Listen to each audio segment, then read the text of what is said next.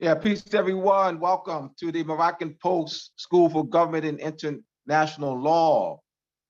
Yes, we have another class for you today. We were scheduled to do the written core warranto, the affidavit and complaint.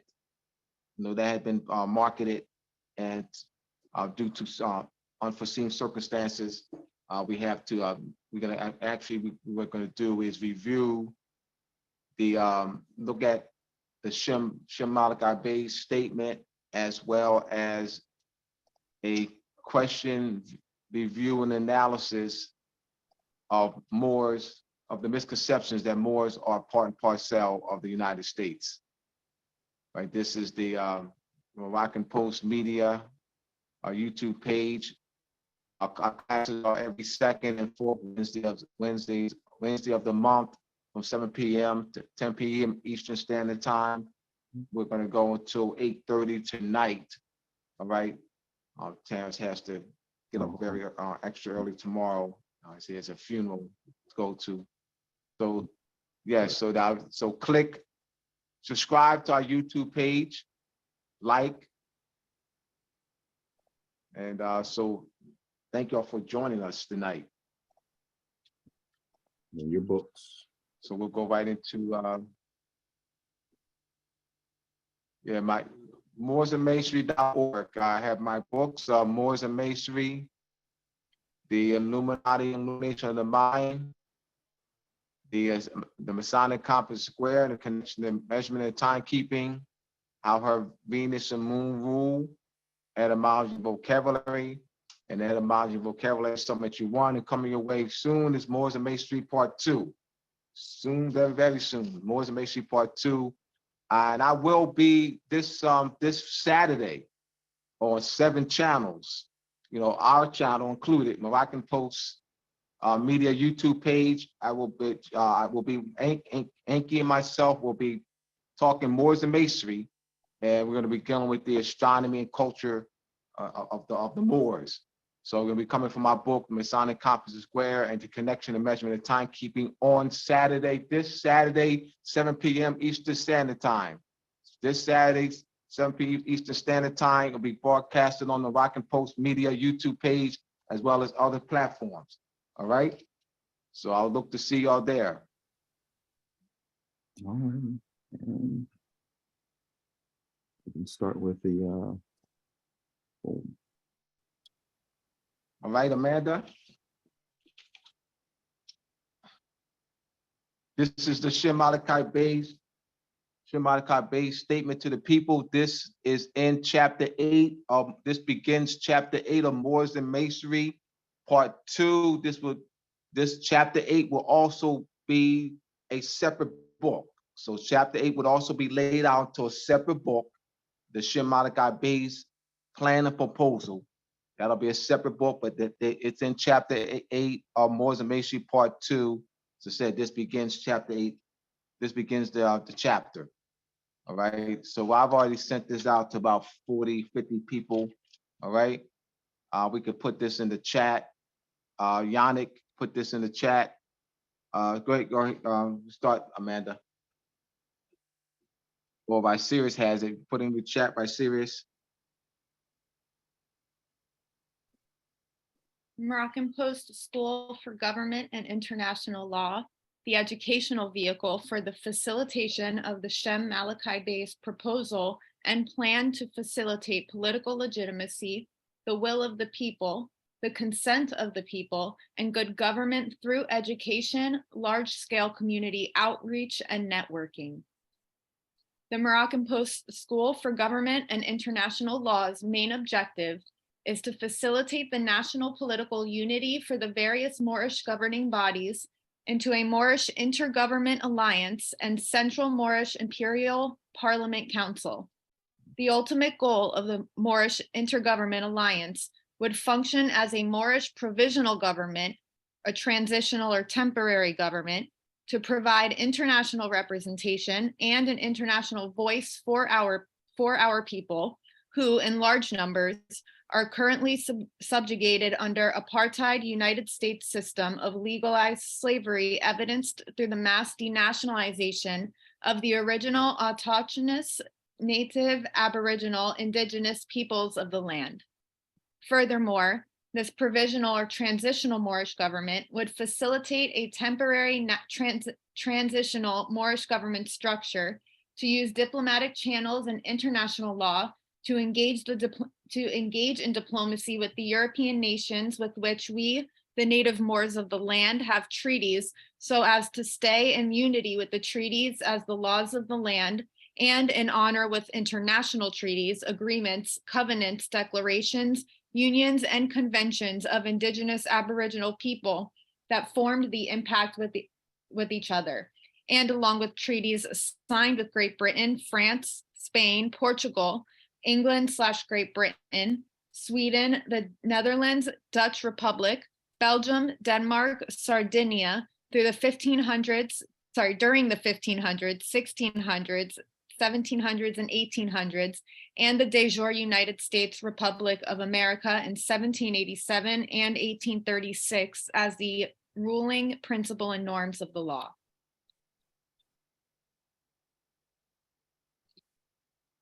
Shem Malachi Bey's proposal for a call for the restoration of national Moorish political unity through political legitimacy, the will of the people, the consent of the people, and good government, education, large-scale community outreach, and networking. Shem Malachi Bey's public statement to the people. Greetings.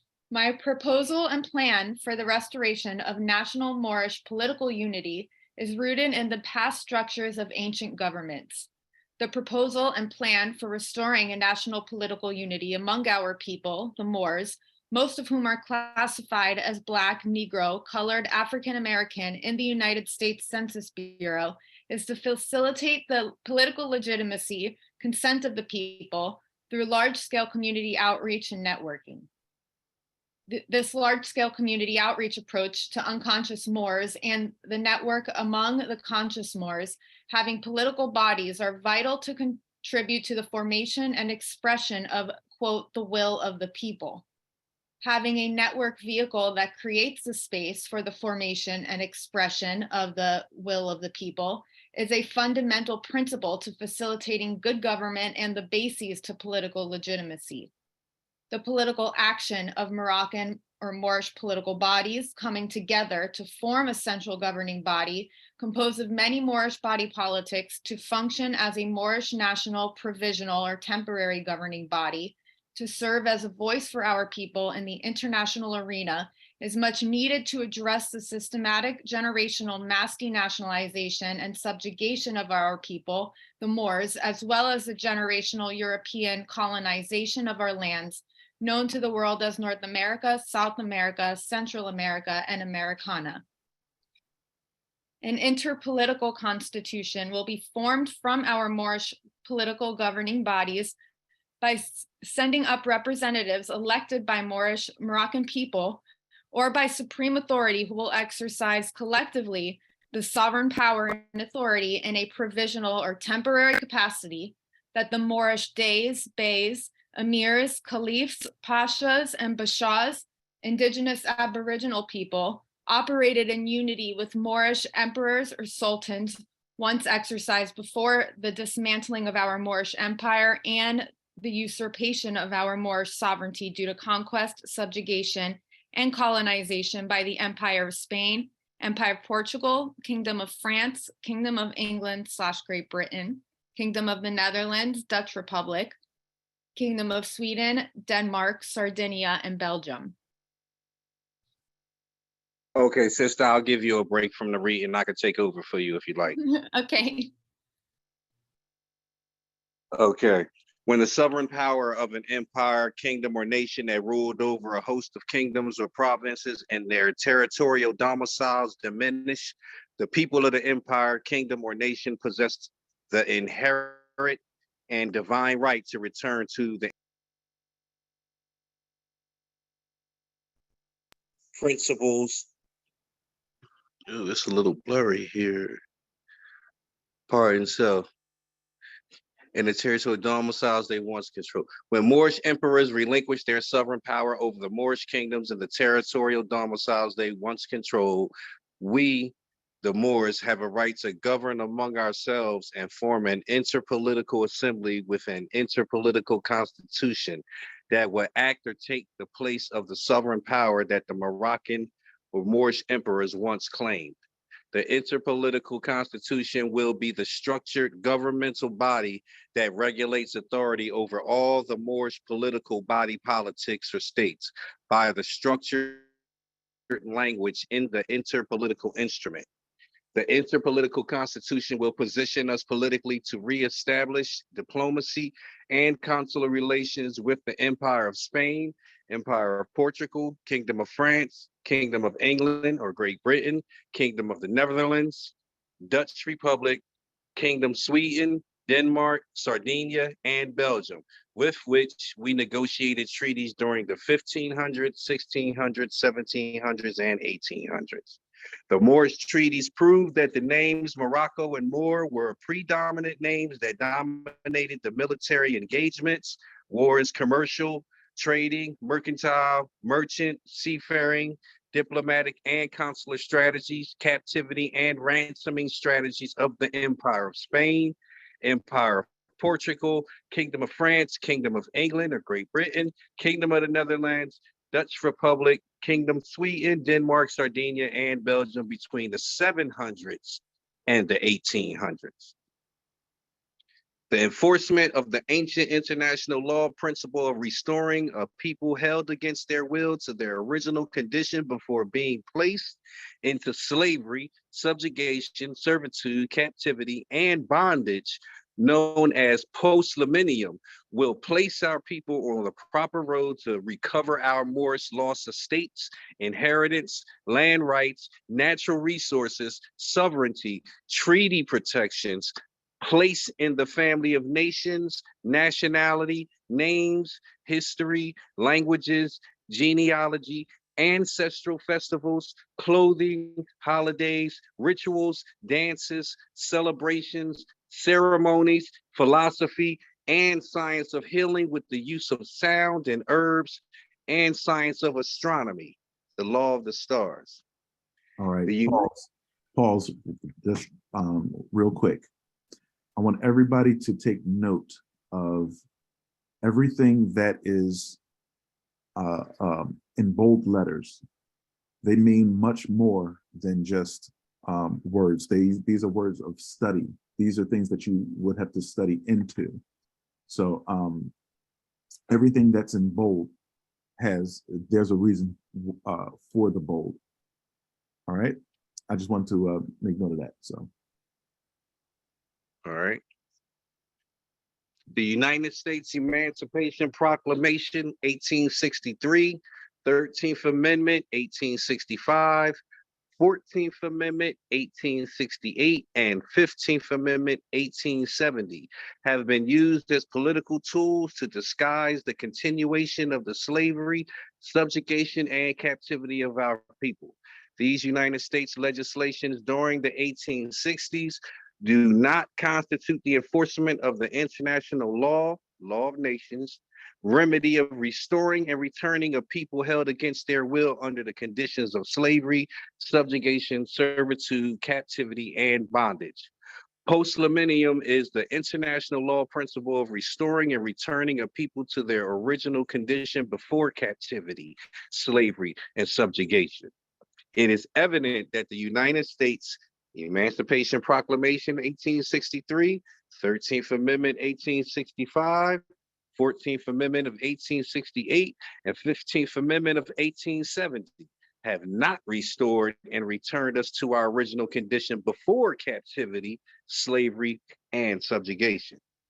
The United States has committed human rights violations by generations of systematic mass denationalization of our people. The United States does not have a structured foundation set up to rightfully and properly place us in a census, transmit the natural living being after birth of the indigenous Moroccan Moorish consanguinity in their system of records to protect and safeguard the natural living being's nationality and birthrights. The provisional or temporary government will allow for the facilitation of formation and expression of the will of the people and political legitimacy as the path to permanent government and the re-entering the family of nations under the reversion to sovereignty as an old and original state. This political structure will position us politically to effectively address the United States human rights violations by the generations of systematic mass denationalization of our people and the disguising of the continuation of slavery under Emancipation Proclamation 1863, 13th Amendment 1865, 14th Amendment of 1868, and 15th Amendment of 1870 to the international community of nations, family of nations. People, used in a political sense, is the repository of the sovereignty of the people and the source of government power. I propose a plan to facilitate the restoration of the exercise of this inherent sovereign power that embodies the collective unity of our people operating in political governmental structure. It is vitally important to facilitate a political process whereby our people who still remain unconscious and classified as Black, Negro, Colored, and African American in the United States Census Bureau in the Commerce Department can be a part of the will of the people once they become conscious of their Moorish nationality and birthright. A political process that does not facilitate the formation and expression of our people who are unconscious of their Moorish nationality and birthright is not aligned with the principles of political legitimacy, the will of the people, the consent of the people, self-determination, and good government. Moors and Masonry Part 1 is an extensive research and study in the history of Moorish treaties, military engagements, wars, captivity, and ransoming strategies, diplomacy, and consular relations between the Moroccan Empire, including Algiers, Tripoli, and Tunis, and the European kingdoms, Empire of Spain, Empire of Portugal, Kingdom of France, Kingdom of England and Great Britain, Kingdom of the Netherlands, Dutch Republic, Kingdom of Sweden, Denmark, Sardinia, and Belgium during the 1500s, 1600s, 1700s, and 1800s. Let us reconnect to our ancient knowledge of divine law, the unseen, the invisible world, and natural law as expressed by the all-seeing eye by restoring our ancient knowledge of universal law, mentalism, cause and effect, correspondence, polarity, rhythm, gender, and opposites or duality, as well as our ancient knowledge of geometry as the blueprint for creation as expressed symbolically as the compass and square, with the G in the center and the geometric shapes on stained glass windows of churches, mosques, and synagogues.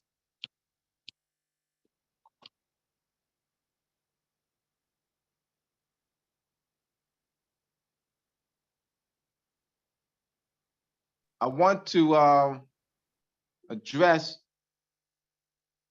the provisional government piece, temporary / provisional government, and why that is important. When millions of our people, we cannot establish a permanent government without first facilitating a national plebiscite. That means would include millions of our people. A national plebiscite, that means millions of our people have to become conscious. Get it? So now I've observed for almost 30 years, bodies of conscious Moors, groups of 5 or groups of 10, claim to have a national, to facilitate or establish a national government. The world's going to laugh at that. They're not going to take you serious. They're going to, you'll be a joke. You don't understand political science. We won't be taken serious when you start talking like that.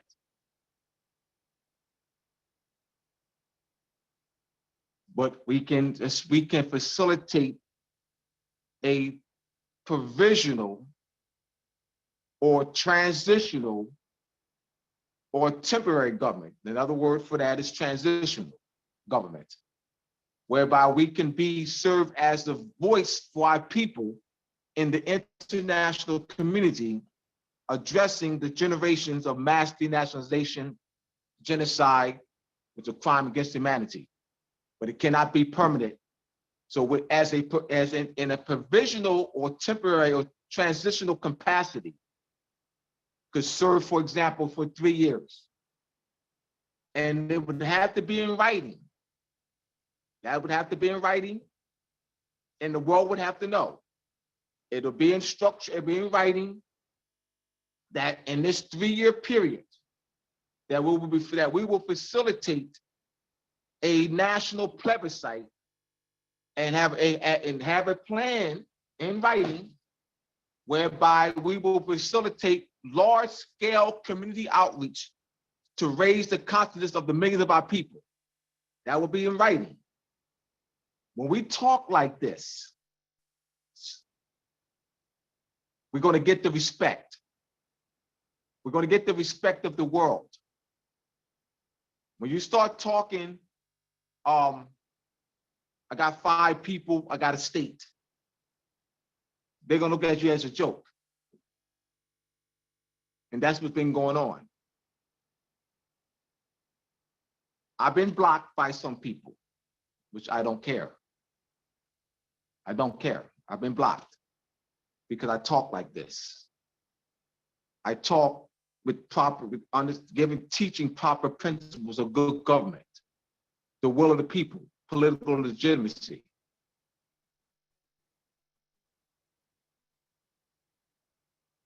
So I've been blocked. You know, I've criticized those who are doing this, 5 people or 10 people or 20 people, and claim to have a state or a national government. I've been very critical of that. So I've been blocked, but I don't care. We have to teach proper principles. If we want to be taken seriously, not be looked at as a joke, because all we'll be doing is showing the world that we don't understand political science, political philosophy, international law, political legitimacy. We're showing the world that. So you're not going to be taken seriously. So I mean that no one will want to treat with you if you do. I mean that if they see that you don't have honor among yourself, and that you're not facilitating political legitimacy, the will of the people, and have due process principles, they're not going to want to deal with you. Because then you don't have a structure set up to deal with them. This is very important. And my observation with conscious Moors is that their knowledge of the fundamental principles of government are not there. I see more of a money grab. I may be blocked by some other people, but I don't care. I see more of a money grab. It's just 30 years of observation. This is not 10 weeks, 6 weeks, 1 year. This is almost 30 years of observation. Conscious Moors selling packages for 10,000. I'm not exaggerating. So when I say these numbers, I'm not exaggerating. 5,000. 7,000, 10,000, 15,000 packages that claim to have a state or a national government. This is, and I received calls in a 10-year period from about over 200 conscious Moors from different parts of our land, that their job don't accept their paperwork, their Moorish documents. The same type of calls. The job doesn't accept the nationality. The job doesn't accept the paperwork. So when I reconnected with Shem, began to work with him in April 2019, I brought these issues up. And I asked Shem, what are we going to do different? What are we going to do different? Because we're going to do the same thing, because we may know there's no need for us to work together. Because if we're going to do the same, do that ain't working. So there's no need for us to work together, because that's not working. So is when he was talking about reconnecting with the international community, of facilitating a intergovernmental body politic among the various Moorish body policies. So I'm like, this is different. So I knew that this would be a journey.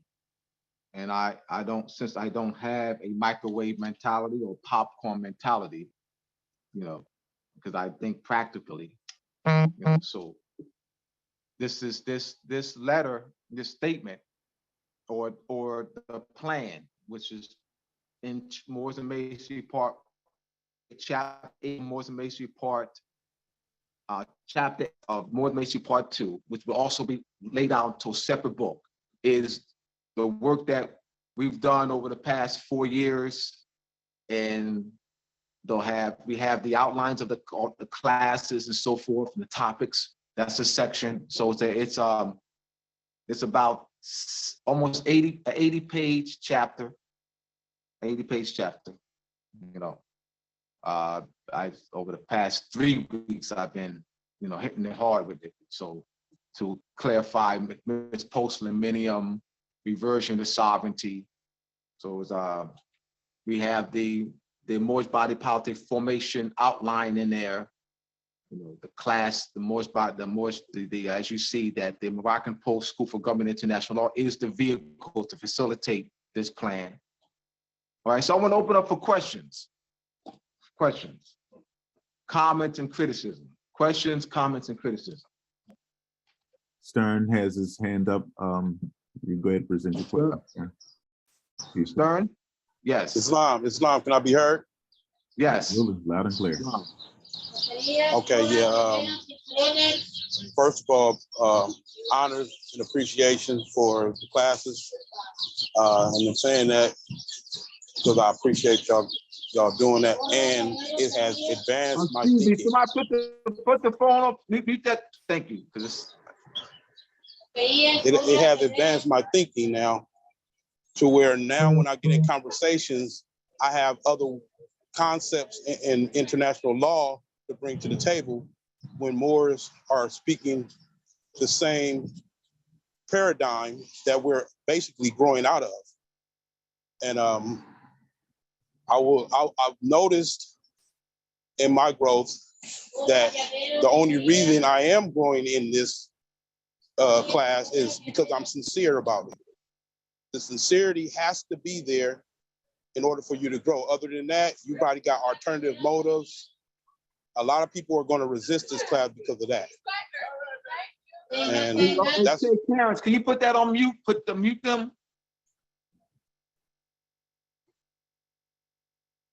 Am I still being heard?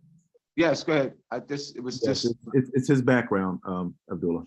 Oh, it's him. Yeah, it's his background. Oh, all right. It's all right. It's projecting through the mic. That's all. That's good, brother. Okay, yeah, I got a better place, but what I've noticed, like I said, that the way it connected to me is because I'm literally sincerely want to see us get to a whole nother level as a people through government structure, and that's key, the sincerity. We want to deal with the people's mind, but also we want to see where people's hearts at. So that's all I want to say. I yield the floor. All right, great points. Great points. This is going to elevate the entire movement. This will elevate the entire movement. This statement, the plan will be sent out to, we're going to get it out to hundreds of thousands. All right, the plan, the book, the plan will, chapter 8 will be structured into a separate book. It'll be structured into a separate book. It would also be on PDF. So chapter 8 and It'll be structured into a separate book. It will be on PDF. You can download it. All right. Once the book comes out, then I have to get Akira to lay out chapter 8 into a book format. All right. And then it will not be sold. It will not be, that won't be sold. Chapter 8 laid out into a separate book will not be sold, so that we can have it free. Y'all can download it. I want y'all to share it. Send it to thousands. We're going to also pay platforms. We're going to play platforms that have 10,000, 20,000, 50,000, 100,000. All right, so they can push it. So we're going to really push this, all right, plan to hundreds of thousands. All right, so that's why it's gonna be separate in the book, and that's why that won't be sold, so it can be sent out to get it out to hundreds of thousands. We're very serious about this. All right, we're gonna put together a committee. We're gonna put together a committee, the Shem Malachi based proposal committee. All right, we're very serious about this. We'll be serious strategic planning on this. All right, we're looking to raise the entire level of this movement through proper education. Any other questions?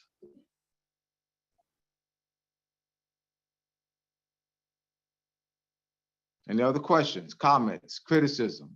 Come on, y'all.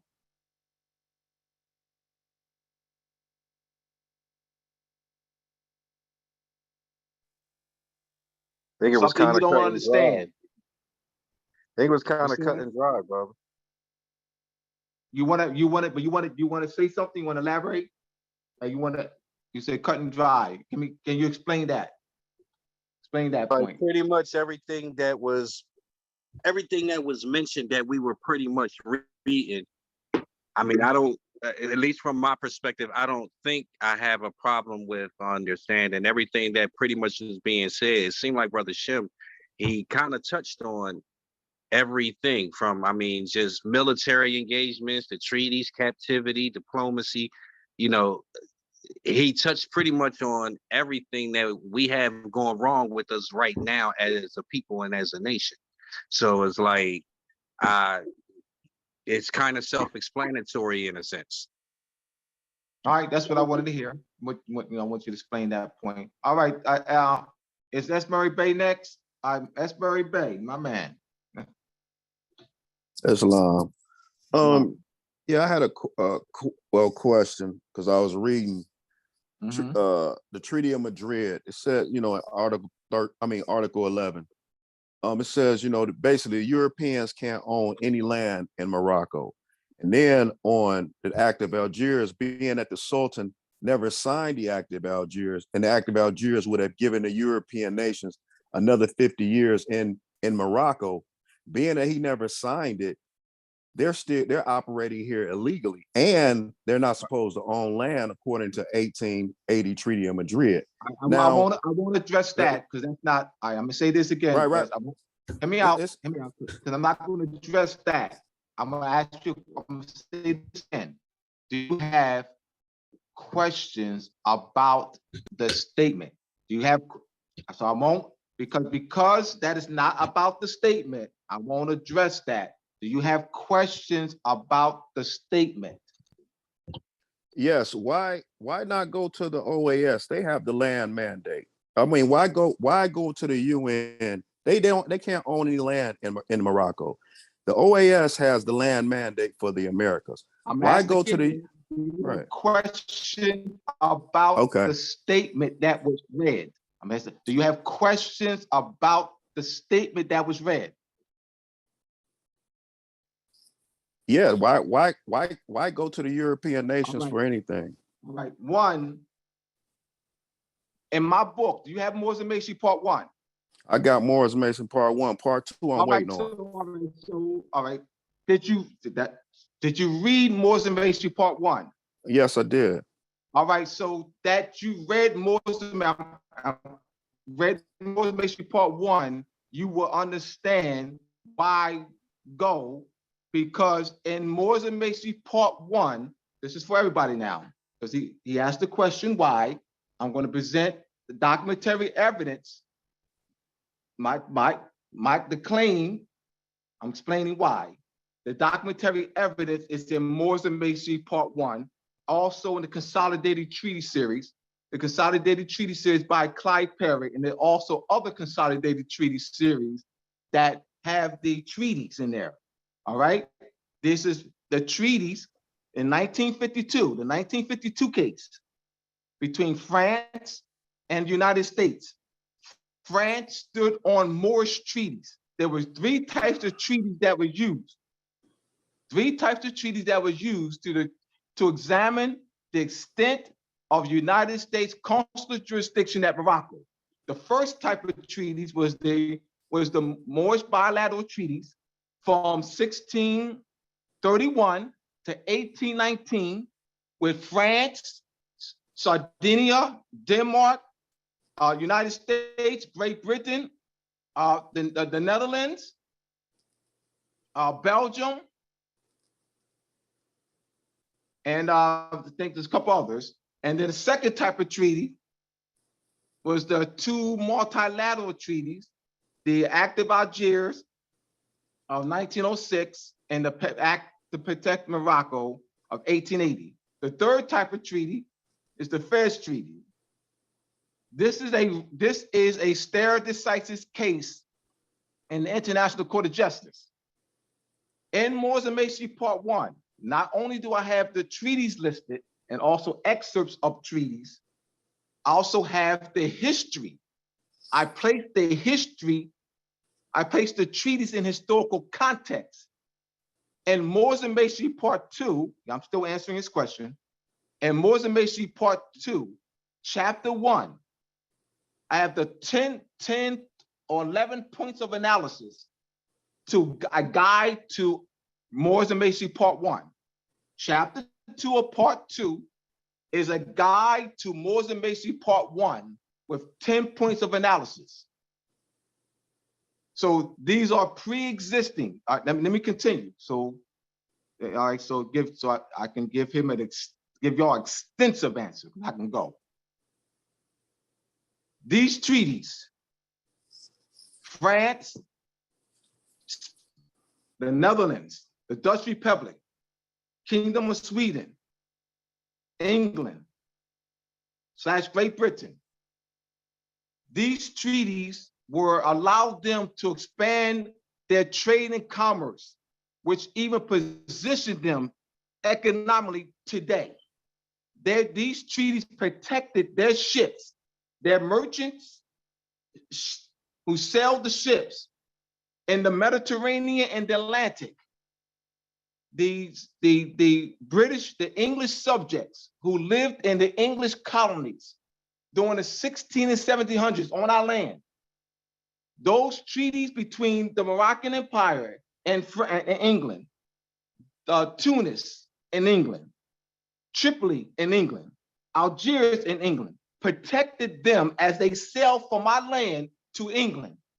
In the 1682 treaty between Algiers and England, you have what's called the passport.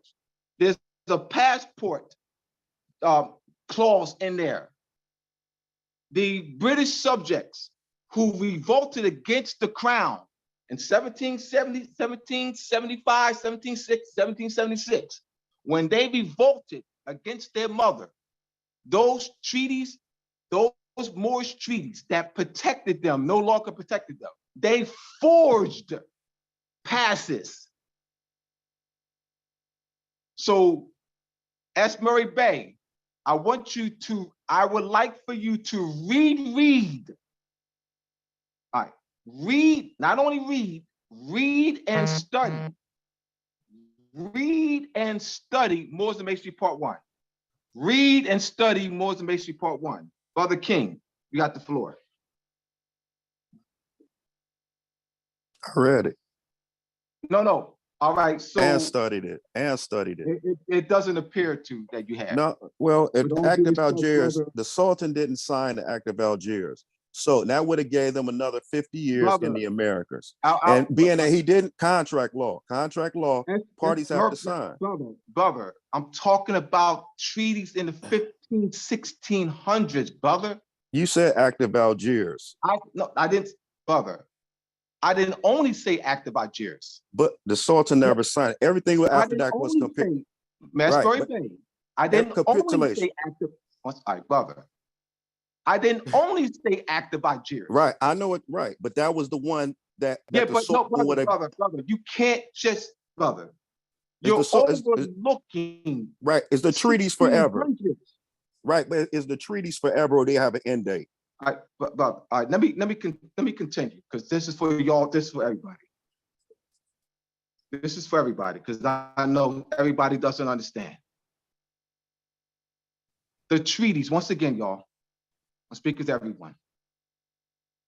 The treaties allowed them to expand their commerce. For 50 years. No. Asbury Bay, please. The treaties allowed the 1600 treaties. The treaties negotiated during the 1600s. They were trade and protection treaties with France, Sardinia, the Dutch Republic, allowed them to travel, sail on the high seas without being molested in the Mediterranean and Atlantic. I'm talking 1600s. Allowed them to expand their trade and commerce. We also had negotiated treaties, the 1885 commercial agreement with Queen Elizabeth. So we can't just jump to the act of Algiers. That's what I'm saying. You just leapfrogging. You just leapfrog past the 1500, 1600, 1700, and you leapfrog to the act of Algiers. That's not a proper analysis. But the treaties don't last. Treaties had to be reviewed. Treaties have to be reviewed. Case, the 1952 case was under capitulation. The was under capitulation.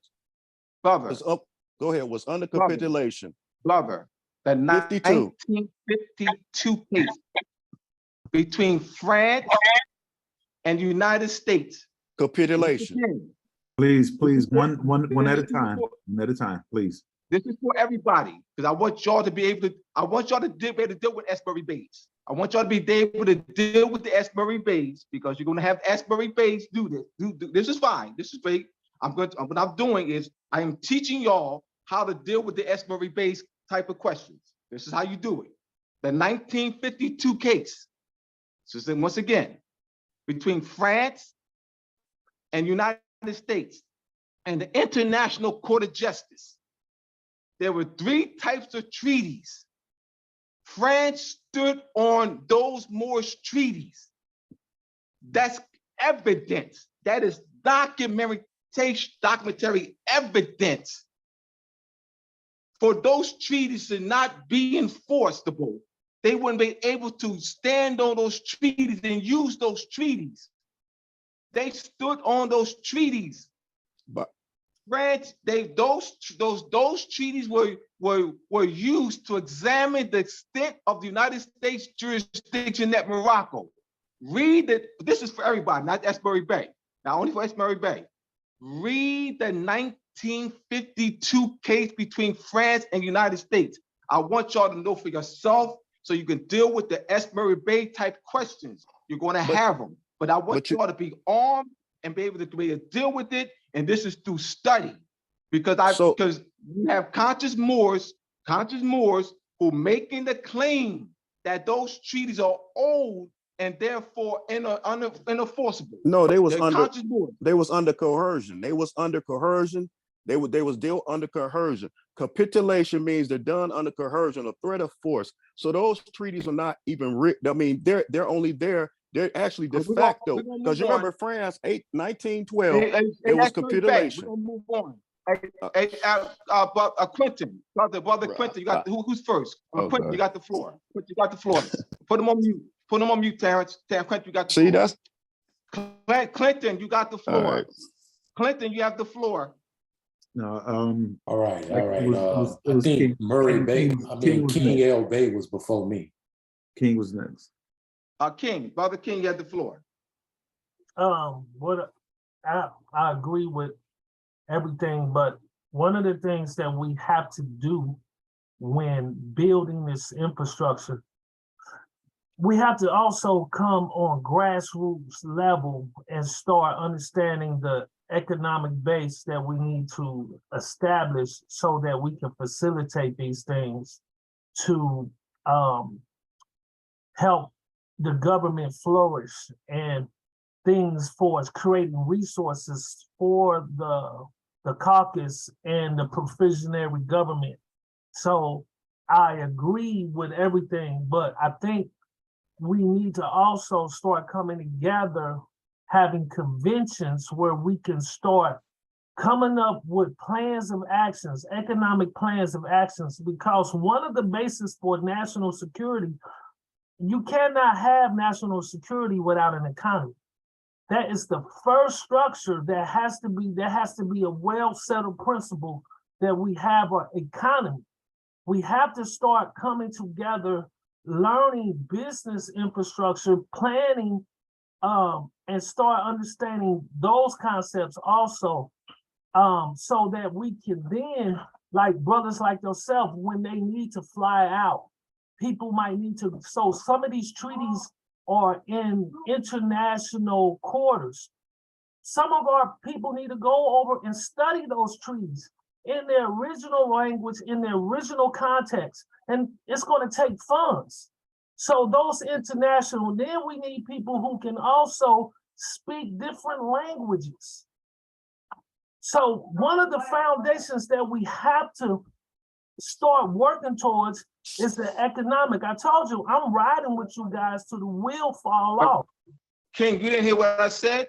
King, you didn't hear what I said? When did you just come on, King? When did you come on, King? I've been moving around, so I haven't. No, you didn't hear me. You didn't hear me. You didn't hear me. No, you didn't hear me. No problem. You've been moving around, because if you had heard me, you would. If you had heard me, King, you wouldn't have said that. Okay. So trust me. I'm gonna say it again. I'm gonna repeat what I said 15 minutes ago. If you had heard this, you would have never said this. Okay. All right. What I said was that Shem Malachi Bay's proposal is chapter 8 of Moors and Masonry, part 2. Chapter 8 will be laid out into a separate book. All right, separate book. Okay. It won't be sold. It will not be sold. We're going to have the PDF version as well.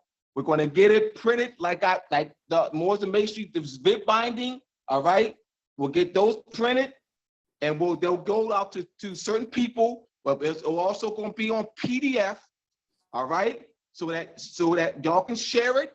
We're also going to pay it to be placed on other large platforms, 10,000, 20,000, 50,000, 100,000 platforms. All right. So by doing that, by facilitating large distribution of this plan and proposal, you're networking, and you're also getting people to read it and gaining support. We also, another thing, we also have formatting a network with this. We have Yannick on. We have Yannick. All right, we got 3 of us on. Myself, Northeast region. We have Yannick, Southeast region. Right, we have Sirius, Southwest region. We formed a network. We have Makakuvu, right, Makakuvu, and he sent the statement. Brother Makakuvu is sending the statement to 750 kingdoms representing 8 countries in Africa. There's an Attica Convention in Georgia, and I'm on the committee. Terrence is on the committee. Yannick is on the committee of the Attica Convention in Georgia in April. All right, they'll be in New York near the United Nations, and then they're going to come to Atlanta. So we are plugged in with networking. So So we're talking large scale community outreach and networking. When you do that and you get the plan out to large body of people, you're doing that to facilitate support. We're facilitating support through the education of the plan. We're going to do tours. We're going to do tours with the plan. Social media tours as well. I don't think you heard that.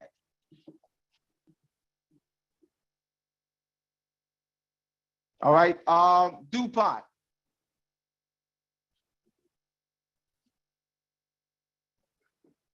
DuPont next? DuPont, your hand is up. All right, you got it. Any other questions? Islam. I'm sorry. All right, Just wanted DuPont. to, Yes, you have the floor. I just wanted to make a comment right quick, dealing with the language of passport and how passports was, and how our ancestors were dealing with passports back then.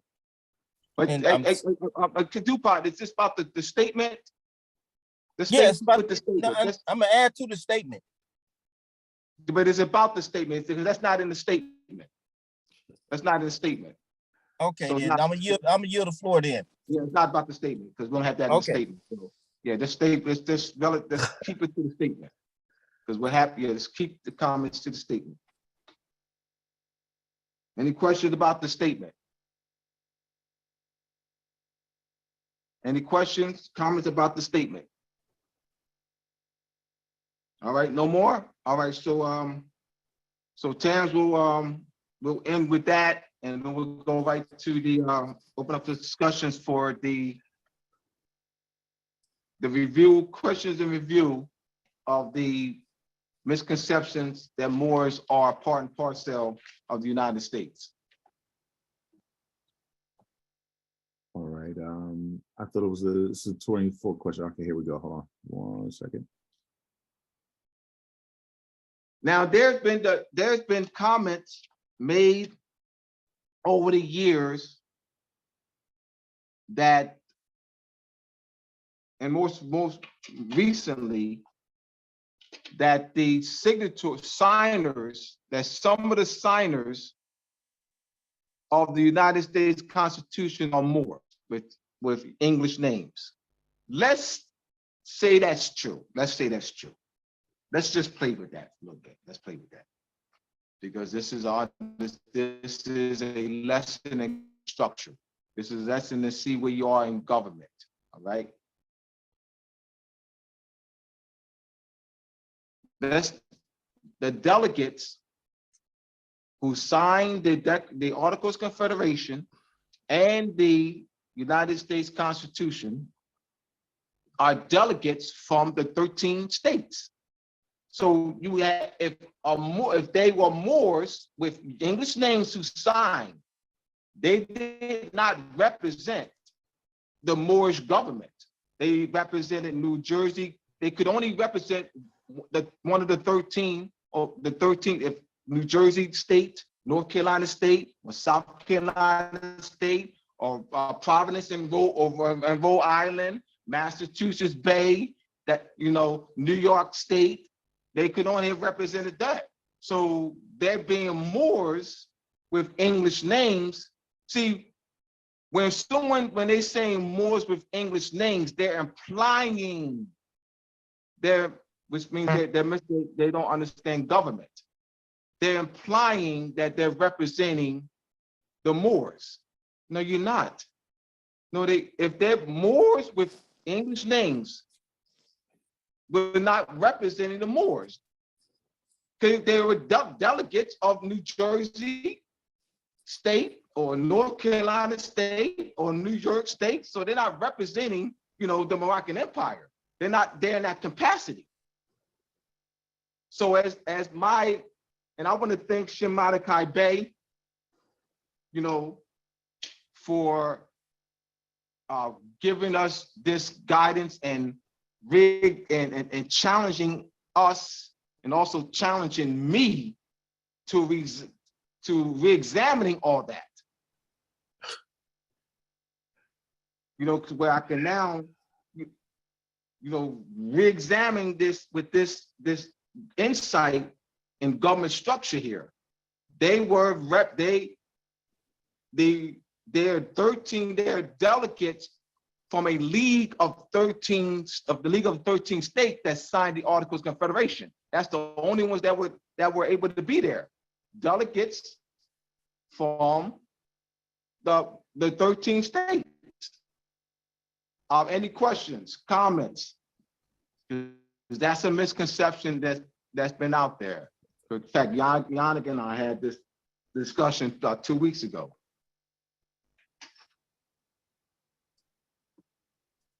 Yeah, the misconceptions are, yes, it's, man, we got to overcome this, man. We got to overcome this. Well, if that be true, then, as far as the Moors, being assigners and we're part and parcel, then I would say it'd have to be true that we are also African American, because didn't it start with Jesse Jackson and he's a Moor, in 1980. So we might as well be African American, right? So, but the capacity that, but even if Jesse Jackson started at, and he's a Moor, look at the capacity that he did that in. Right. Not saying that he was the one that signed it and just said that, because I'm not sure exactly who were the parties that signed that into whatever, but I totally understand about the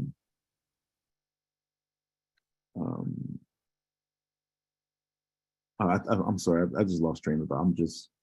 Yeah, all right. Let me. What I'm saying? We had this conversation before as well. Yeah, we had the yes. When a conscious Moor makes the claim that Moors signed the Constitution with European names, they are taking a lesser position. You're making a lesser claim. You're making a lesser, meaning that's not Moorish sovereignty claim. Remember, keep in mind, let's go back to Article 1 of the Definitive Peace Treaty between Great Britain and the United States in 1783. It is that treaty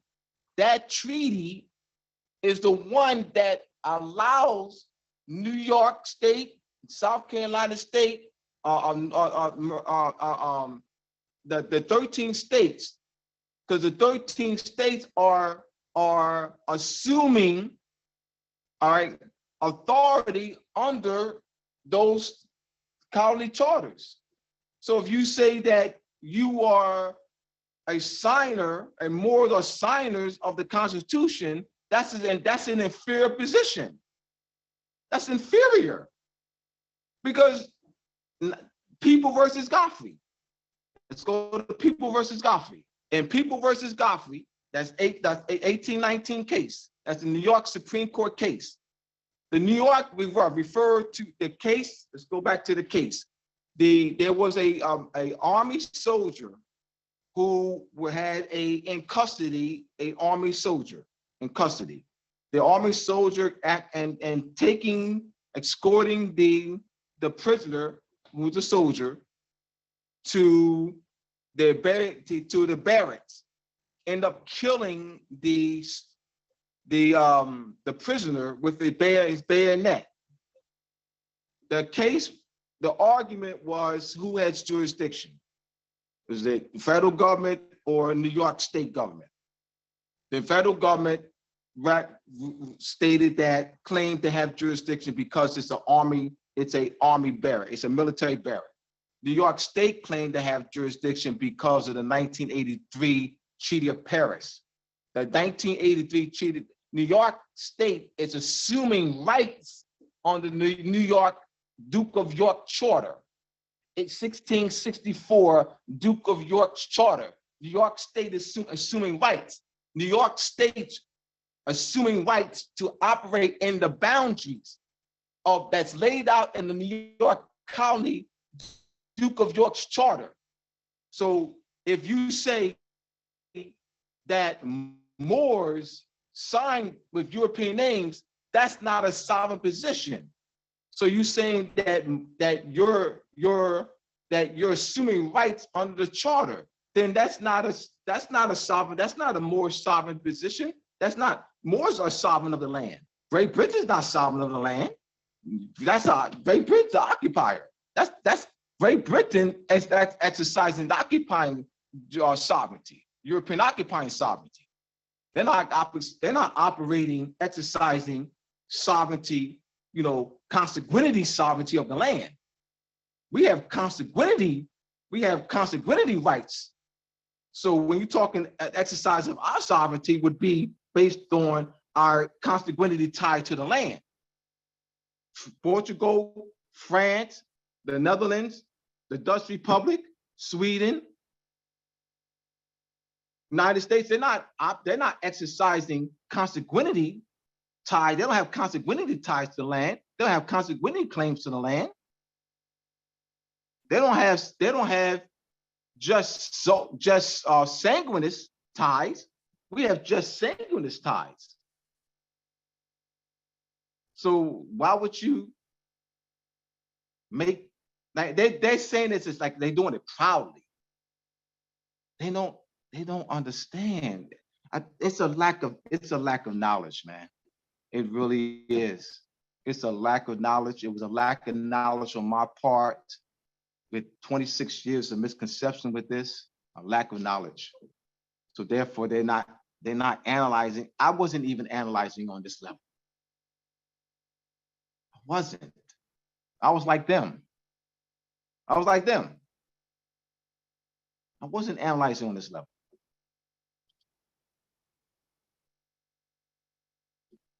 Y'all would have been talking about me. You know what I mean? Y'all would have been talking about me. Yeah. Misconception guy, Abdullah Bay. That was for 26 years. I mean, so all those comments that I make about conscious Moors, well, I was one of them. I was one of those conscious Moors in that position. I was one of them. Absolutely. I was one of them. Any questions, comments about what I said, or any other questions that I went over? I then went over 16 questions 2 weeks ago, but I went over them so thoroughly that should guide you into the other 11 questions. Because there was a lot of classroom, there were a lot of feedback, there were questions, and I answered the questions with thoroughly. I mean, I know King had the points. Who else raised points on that? Then Quasi, Sheehan made some great points that allowed me to open it up and clarify, some the misconceptions even more so. Any questions? Oh, Sheehan, I just talked you up. Mm-hmm. We were talking about your comments you made 2 weeks ago, the input of the 27 questions. I read 16 of them. We went with 16, and I said that that I went over the 16 with so thoroughly that it should guide you into answering the other 11 questions. Do you want to read the Hey, so Abdullah, yeah, you just talk to me about it. I just hopped on. Yes. Mm-hmm. I just saw you. Come on. do you want to read through those and then we'll just go over the last 11? Yes, let's read the 11. 17, so we go to 17. All right, let's see here. Spotlight. And hold on.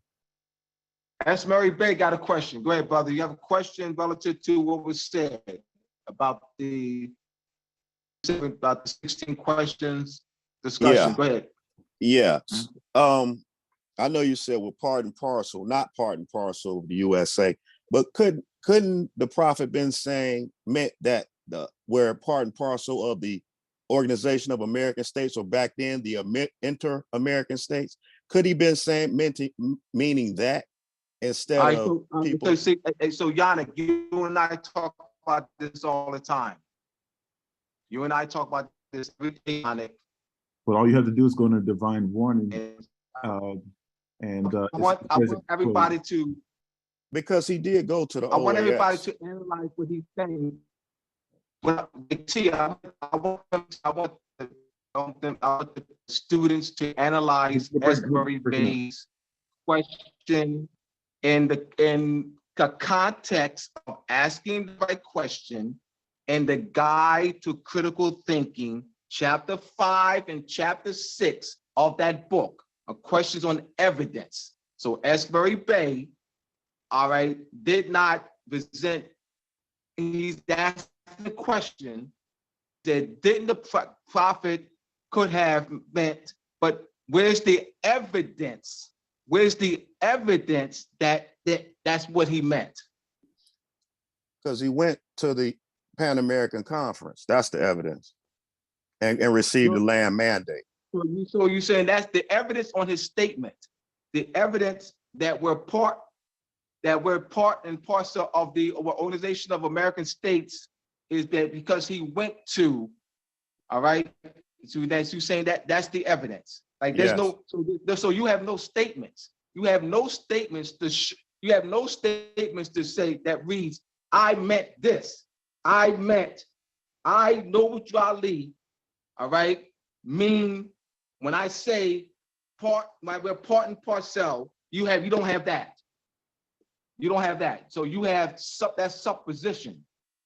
That's supposition. Don't call that evidence now. That's not evidence. That's supposition. That's not evidence. You do not have a statement from Juali saying I meant that. You don't have that. That's supposition. Okay. I want to be very clear, because you're calling it evidence. Just a thought. No. That's Mary Bay. Critical thinking. No, that's in Mary Bay. This is for everybody, y'all. This is for everybody.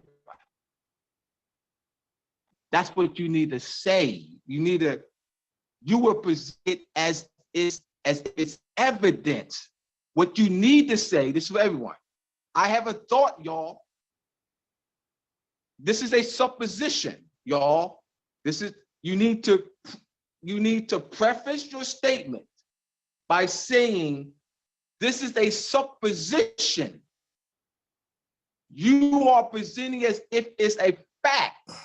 When you say it's a supposition, that's fine. That's fine, because you're saying it's a supposition, but you presenting as if it's facts, as this is evidence. Just classify it as a supposition.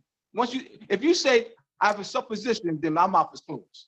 I don't know. Listen, I don't know all the terms, the big words to use. I'm trying to use the best way I can.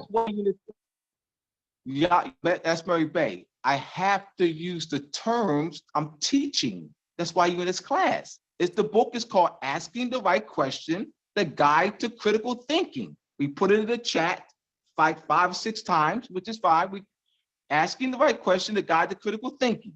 I have to use these terms so y'all can learn it and get used to hearing it. It's called a supposition. It's not a fact. We have to learn this. Okay, I have a supposition. Dumb it down. I'm not going to dumb it down. I'm not coming down. I'm not doing that. I got to raise the level. Okay, I have a supposition or a fact. I have another supposition or a fact. All right, or your opinion. It's an opinion, not a fact. So understand an opinion or fact. I have an opinion, right? That's what I'm saying. But you're presenting it as if it's a fact. Okay. I have another opinion. Okay. Maybe a supposition, maybe a fact. China went. You said maybe a fact. They said you threw that in. Go ahead. Well, So you got okay. to present evidence, though. You said maybe a fact now. So you see when you do that, when you say maybe a fact now, Because that I means don't you know. got to present evidence. Okay, I'm gonna present evidence. China went to the OAS to purchase land in New York to have a police station, and they launched their spy balloons from the Caribbean. They're dealing with the OAS to get What's your land in the claim? Americas. What's your claim? Hold on. I'm not finished. I'm not finished. No. I'm not. That's how you do it. Expert, please. Oh No. my. Hey, please. I can't. We cannot, unless you present your claim. You brother, we cannot follow you until you first present your claim. You say I'm not finished, but that's not you started off wrong. First present your claim so that when we hear you, we will know whether you're presenting evidence to support your claim. You have to present your claim first. All right. What is your claim? My claim is the OAS is where we go to get our nationality and land rights, because China has gone to the OAS to get land in the Americas, and they launched their so-called balloons from the Caribbean, not China. They launched it from the Caribbean, in which the OAS owns. So they have the land. OAS has the land rights, not the UN. We're going the wrong. My belief is that we're going the wrong route. We should be going to the OAS to get land rights and nationality, other than going to the UN. That's my opinion. So now I'm not coming with opinions. Hear me out. And facts. No, I'm saying me. Okay. This is my claim, and I'm going to present facts. This is my claim. I'm going to present facts. Inter Caetera Divina, 1493, Pope Alexander's decree. European. No, brother. Hold on. I'm presenting facts. I'm not done with my facts. I'm not presenting my facts. I'm talking about European occupation. Where will we go? I'm going to present facts on where we should go. I'm going to present facts. All right. I'm going to present European land boundary cession treaties as facts to where we have to go. I'm going to present facts. Land boundary cession treaties. Those are treaties of occupation, right? I know that. I'm saying that's where we have to go. I know that. But brother, I'm talking about the ones who have who is exercising European occupational sovereignty of our land via land boundary cession treaties. Right. That's where we will go. That we don't go in that, hear me out, that New York does not have any, New York cannot sit down with the Moors. New York State cannot sit down with the Moors to discuss the returning our land to us. They don't have that authority. How do you know? What about the OAS? The OAS does. No, brother. Listen, bro. All right, brother. Let me, brother, please. Can you put him on mute, please? Can you put him on mute, Terrence? Let's mute him, please. Because before I move on, I'm not going to talk until he's muted. All right, go ahead. All right. This is for everybody. Moors, New York State does not have authority to sit down with the Moors to deal with the return of our land.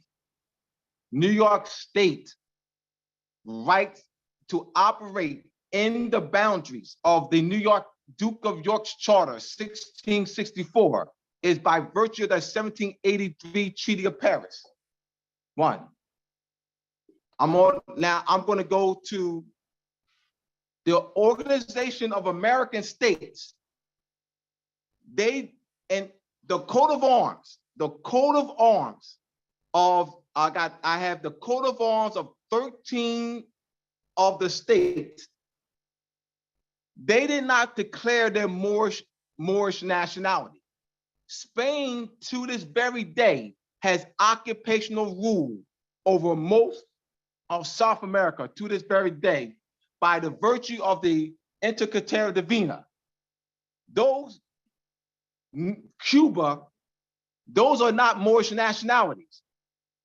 They did not declare their Moorish, so the Organization of American States have no rights, have no sovereign rights. Those are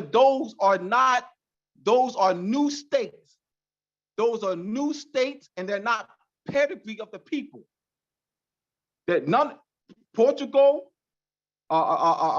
Cuba, Nicaragua, Costa Rica, Panama, those are not the pedigree, the ancestry, the lineage, the descent, the genealogy, the genealogy, any people. Those are new states.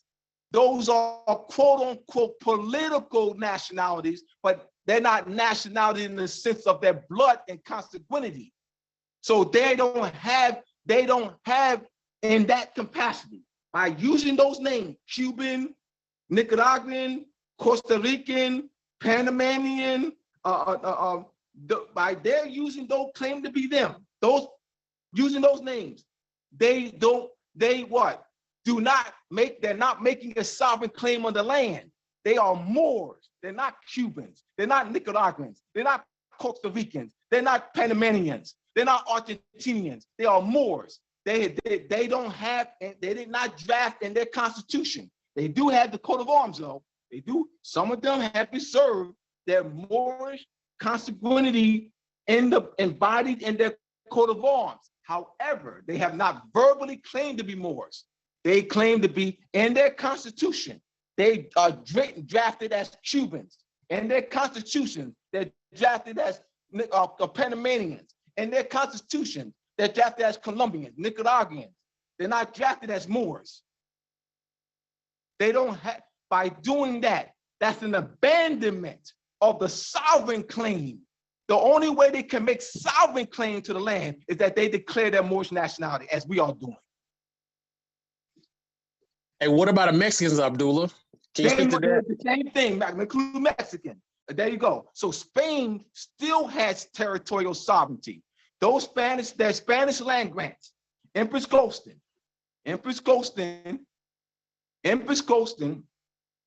she won her right to an inheritance was based on a Spanish land grant. Empress Golston was what Empress, she didn't understand. Empress Golston was trying to what? Make a sovereign claim based on the Spanish land grant. You can't. She had the right to the Spanish, she had the right to inherit based on the Spanish land grant, but she cannot make a sovereign claim because that's Spain. The Spanish land grant is Spain's sovereignty. The Spanish land grants were granted by the Spanish crown based on Spanish occupational sovereignty of our land. So if you have an inheritance, that means, let's say 150 years ago, that your family was granted, your father was fought for Spain, and he was granted a Spanish land grant, You go to court and, because the United States, there is a United States land grant office that would deal with those type of cases and claims. You win the case and you get, say, 2,000 acres based on the Spanish land grant.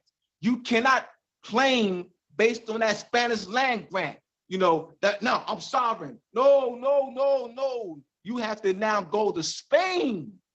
You have to now, not United States, to deal with, you have to address the Spanish land grant with Spain. That's why I had to put on mute so I can, this is important. This is important because I wasn't even dealing on this level. It's because of Shem Malachi Bay.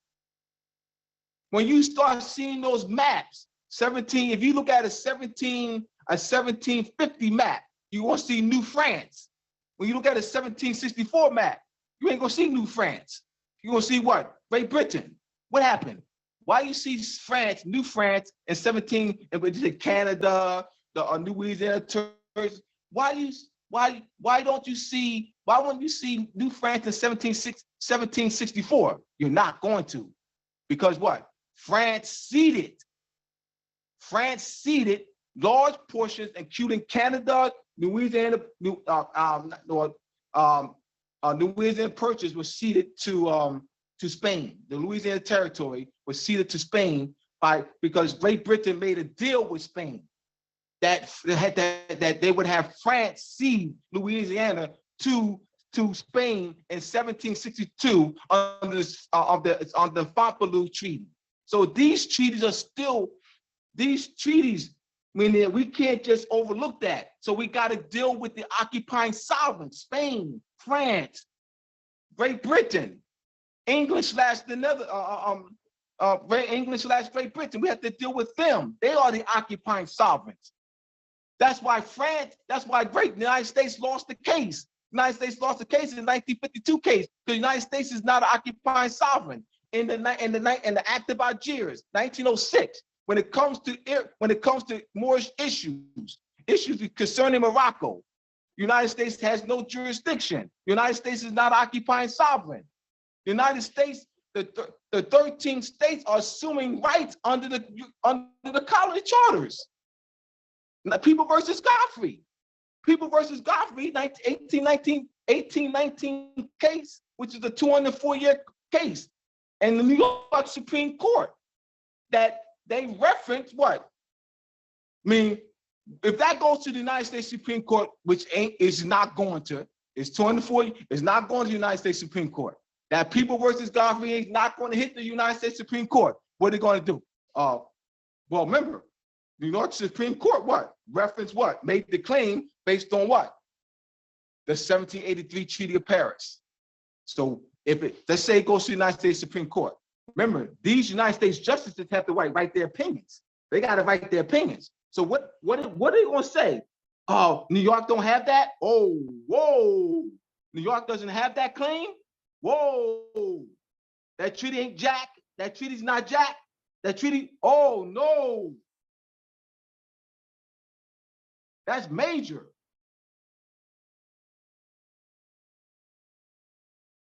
We got to get these treaty cases. Society versus New Haven.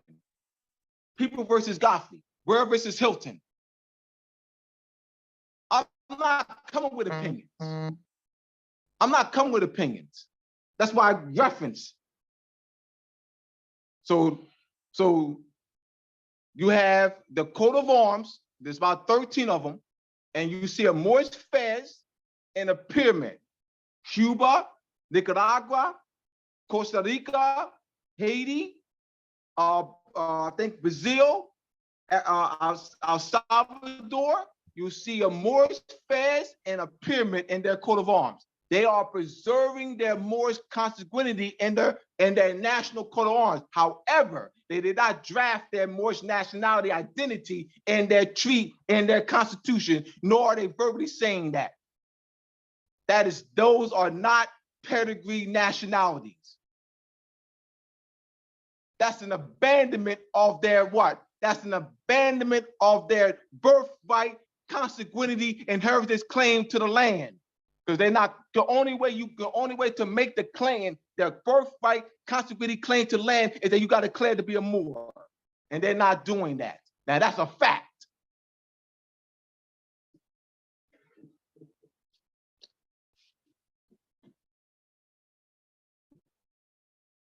Great breakdown, Abdullah.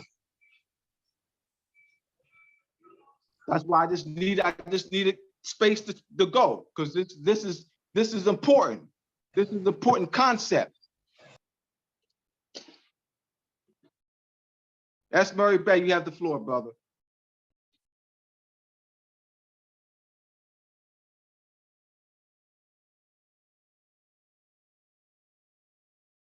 Uh-oh. Got the floor, Murray Bay.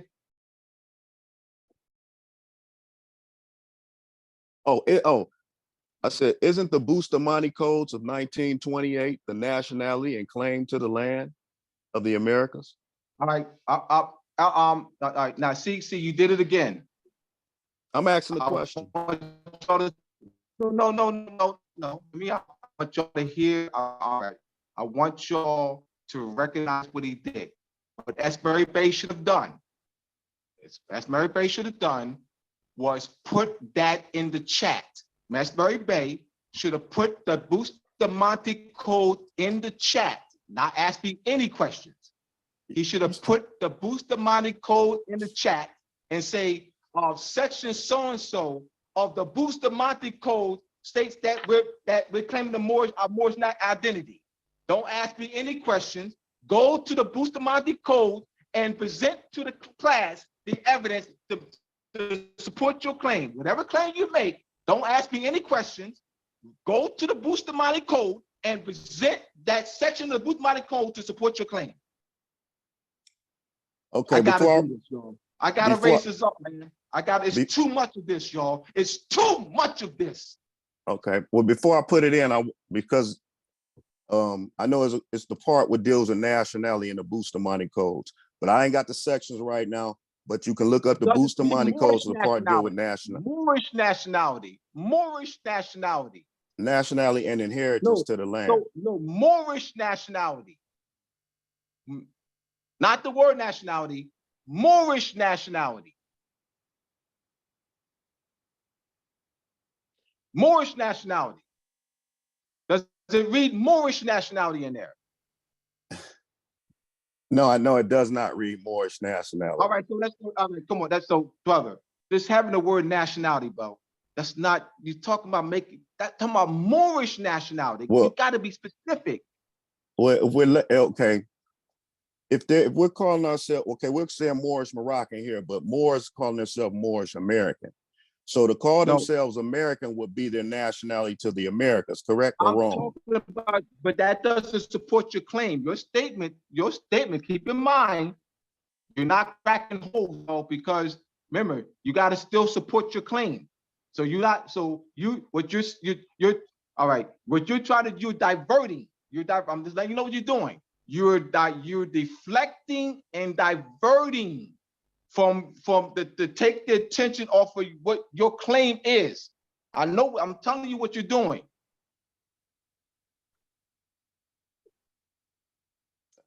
I'm asking the right question. I'm using critical thinking. Okay, I'm using critical thinking because you have many different nationalities in the Americas. So for the Bustamante Codes, just not going to say Moorish. You don't have many no, you don't. I'm going to say it again. I refute that. I refute that you have many nationalities in the Americas. I refute that. Here we go again. That's not it, brother. I must again. I refute that. I'm refuting it. I'm refuting it. Those are not, brother. Those are new states, brother. When you're talking nationality, you're talking consanguinity, ancestry, lineage. I know that they're called nationalities. I'm refuting that. I know that they're called. I know what the world is calling them. I know that. I'm refuting them. I'm refuting them. Those are new states, nationalities based in consanguinity. That's not a consanguinity. That's not their consanguinity. But tell you what, don't ask them what their national, don't forget that. All right, what's your consanguinity? Ask a Moor, classified Cuban. Ask a Moor, classified Nicaraguan. Don't ask them, don't use the word nationality. Don't use the word nationality. What is your consanguinity and genealogy? Bloodline. No, don't ask them, don't use the word nationality. Do not use the word nationality.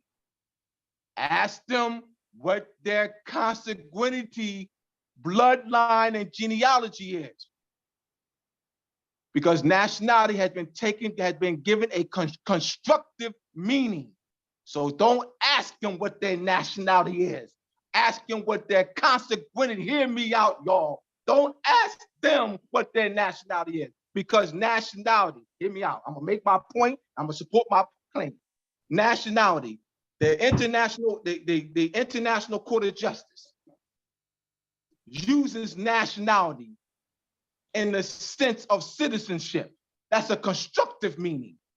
So don't ask them what their nationality is, because they're going to give you the constructive meaning application. They're going to say Cuban. Don't ask them that.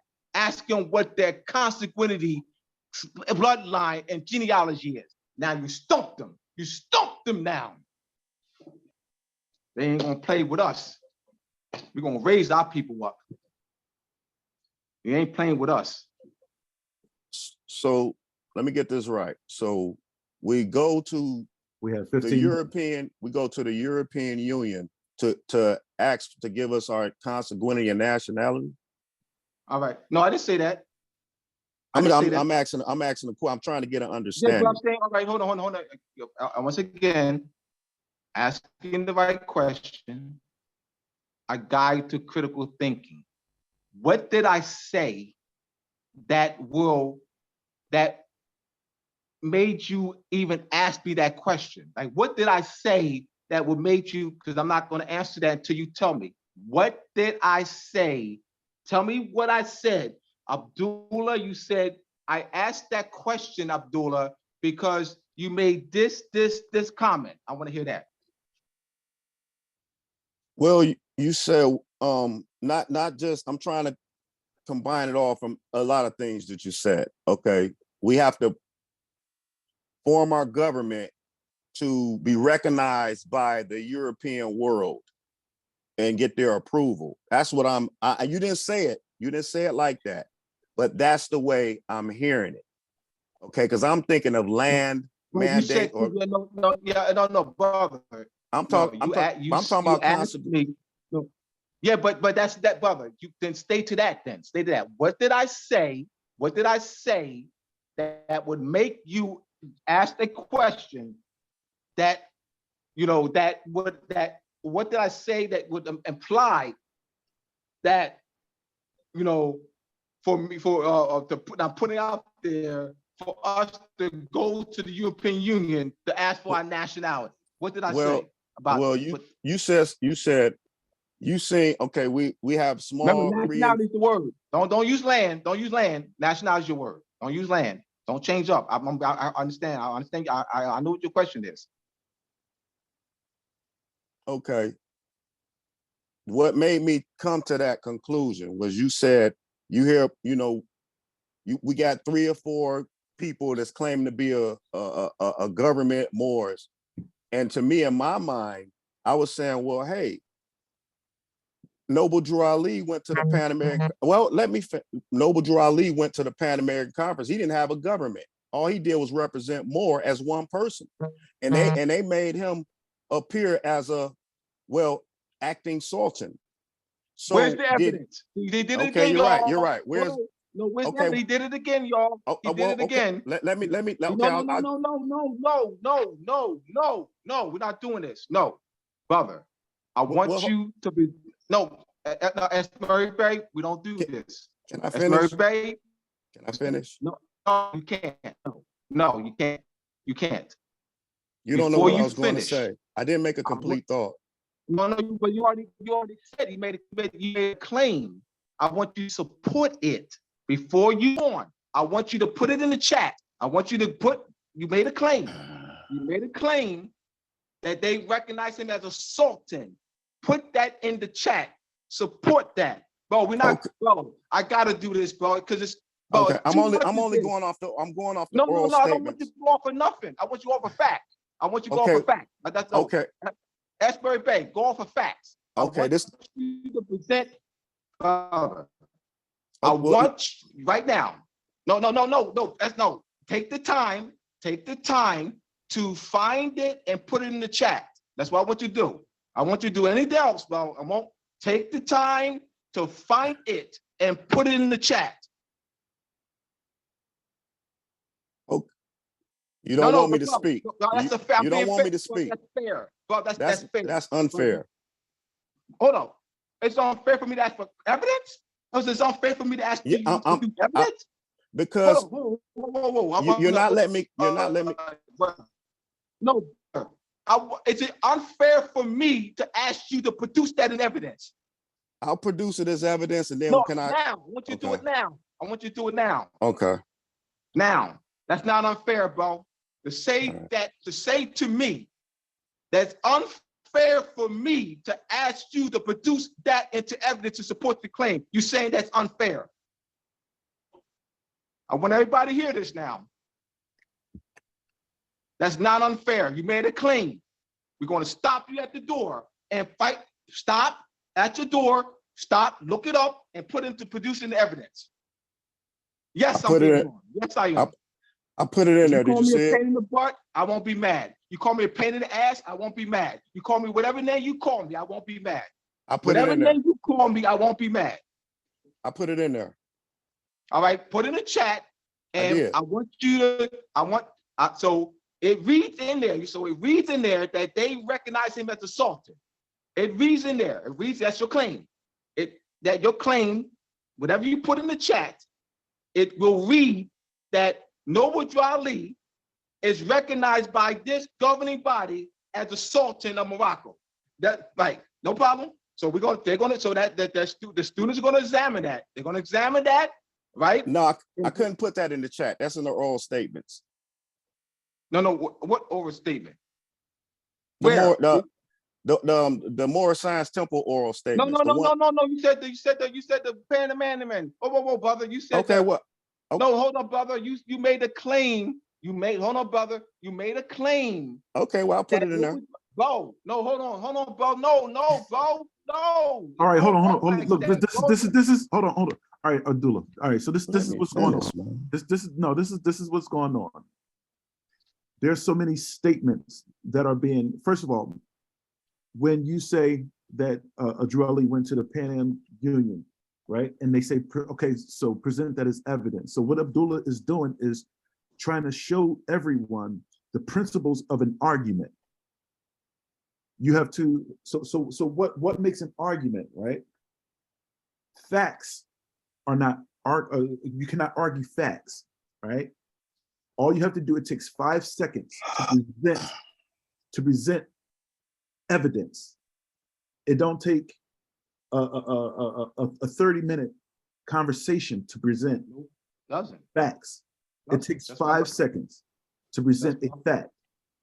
So if it is a fact that that Drew Ali went to the Pan Am Union, you cannot go to the Moorish Science Temple to present information out of there to present that fact. You have to go. Let's go to that Pan Am Union. Let's look at the minutes. Let's look at what from the Pan Am Union. You cannot go to the Moorish Science Temple. Okay, but like I said, I didn't complete my thought. I wasn't allowed to complete what I said. Brother, you made claims, though. Hold on, wait a minute. Can I have a complete thought? I know you're not fearful. Because listen, can I explain? Because what's going on is as things are being presented as a fact. So when you present something as a fact, and then so you're guiding everyone to look at something in a certain light, right? This is what Abdullah is trying to get through. So now when you turn around and say, hey, is a thought, well, your thought, you presented it as a fact. So we have to learn how to present facts. We have to learn how to argue. This is what Abdullah's his purpose of stopping you, and it is frustrating. I had to get used to it. I had to get used to that myself. But it's for great purpose. It's for good reason. Oh, understandable. It's for a good reason, and yes, we have to understand why that is. Abdullah studied and trained his brain to think in a certain way, right? We typically don't do that. That is not widespread. We can say critical thinking, but we don't do that. We don't do that. There's not enough of that going around. There's a ton of Moors presenting things as evidence. Like, I mean, it's a lot of talk. We were taught that 35 Moors were at the Constitutional Convention. We're taught that Moors are part and parcel of this said government. We were taught that, oh, those treaties are old. They are not, they're unenforceable, when those very treaties from way back when, they're still operating on those today, which is the reason they are in that position. We're subjugated, we are colonizing everything. Those treaties are enforced, whether you know it or not, whether you feel it or not, whether you believe it or not. They are enforced, whether that treaty said 50 years, well, guess what? It wasn't just 3 treaties that in that 1952 case between France and the United States, it was 3 types. It wasn't just 3. So this is what Abdullah is presenting. 3 types of treaties, yeah, right, not 3. Okay. Right. So I understand. That's what's going on. So yes, it gets to be frustrating when you are stopped and you can't complete your thought, but you have to realize that when you present something as a fact, you have to show the evidence of that fact. I have a book in front of me now that says what makes an argument, right? It says facts are not arguable. I'm gonna read this real quick. It says facts are not arguable. It says because facts are readily verifiable. You can verify that, right? They can't be argued. Of course, some people might dispute a fact. For instance, you might disagree with a friend's claim that Thomas Jefferson was the 2nd president of the United States. But to settle your dispute, check this out. But to settle your dispute, all you have to do is consult an encyclopedia. What makes a fact and thus inarguable is that it has only one answer. It occurs in a time and space and cannot be disputed. A fact either is or is not something. Thomas Jefferson was the 3rd president of the United States, not the 2nd. John Adams was the 2nd. Those are facts, right? So are the following statements. So there are other following statements. So you can verify a fact. If all we're going off of is word of mouth, or somebody wrote it in the Science Simple, or Drew Ali wrote this, and then you're going to present something that he wrote as a fact, well, guess what? That can be disputed. I can say I was the 1st president of the United States. I can say I was the 45th. I can say I'm president of the United States right now. Is that a fact? Nope. Okay, Islam. According to international conventions, if your nationality is being denied to you, that's an international human right. That's a crime against humanity. If your nationality, claim that doesn't can claim. You said, oh my God! You now let me, bro. No. That's very no. Are you going to allow me to connect it? No. Are you going to allow me to connect it? No. Why not? No. What you afraid of? I'm telling you why. I'm gonna tell you why. What you afraid of? What? What you afraid of? True. What you afraid of? Brother, you're not presenting any evidence, bro. Let me tell you why. Let me tell you why. Because you're not letting me complete it. You're not letting me finish. I'm gonna tell you why. I'm gonna tell you why. Because those statements about nationality and international law doesn't support your claim. It's not evidence to support your claim. That's why you don't know that.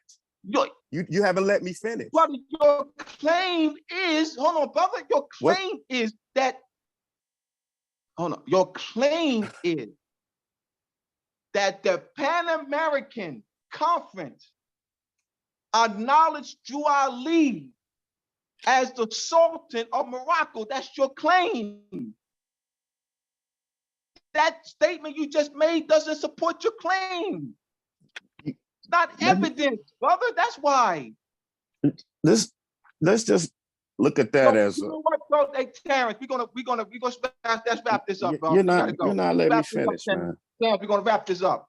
All right. So I'm going to be You're wrong for challenging that. y'all. You're wrong for that. No, brother, we're not, brother. We're not. You're wrong no, for brother. that. Brother, you have had time to support your claim, your evidence, present You didn't let me evidence, finish. You didn't let me evidence. finish.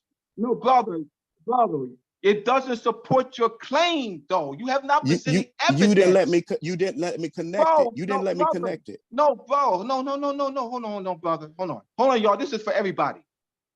This is for everybody. Do not allow, brother. This is for everyone.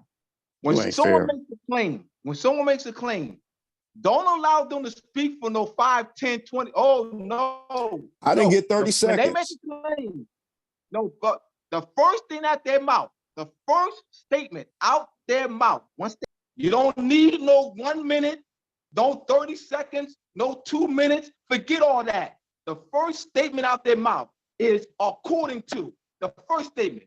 If they continue to go on, they don't have it. That's what I'm trying. They don't have it. Don't let them continue to speak. What? Yes.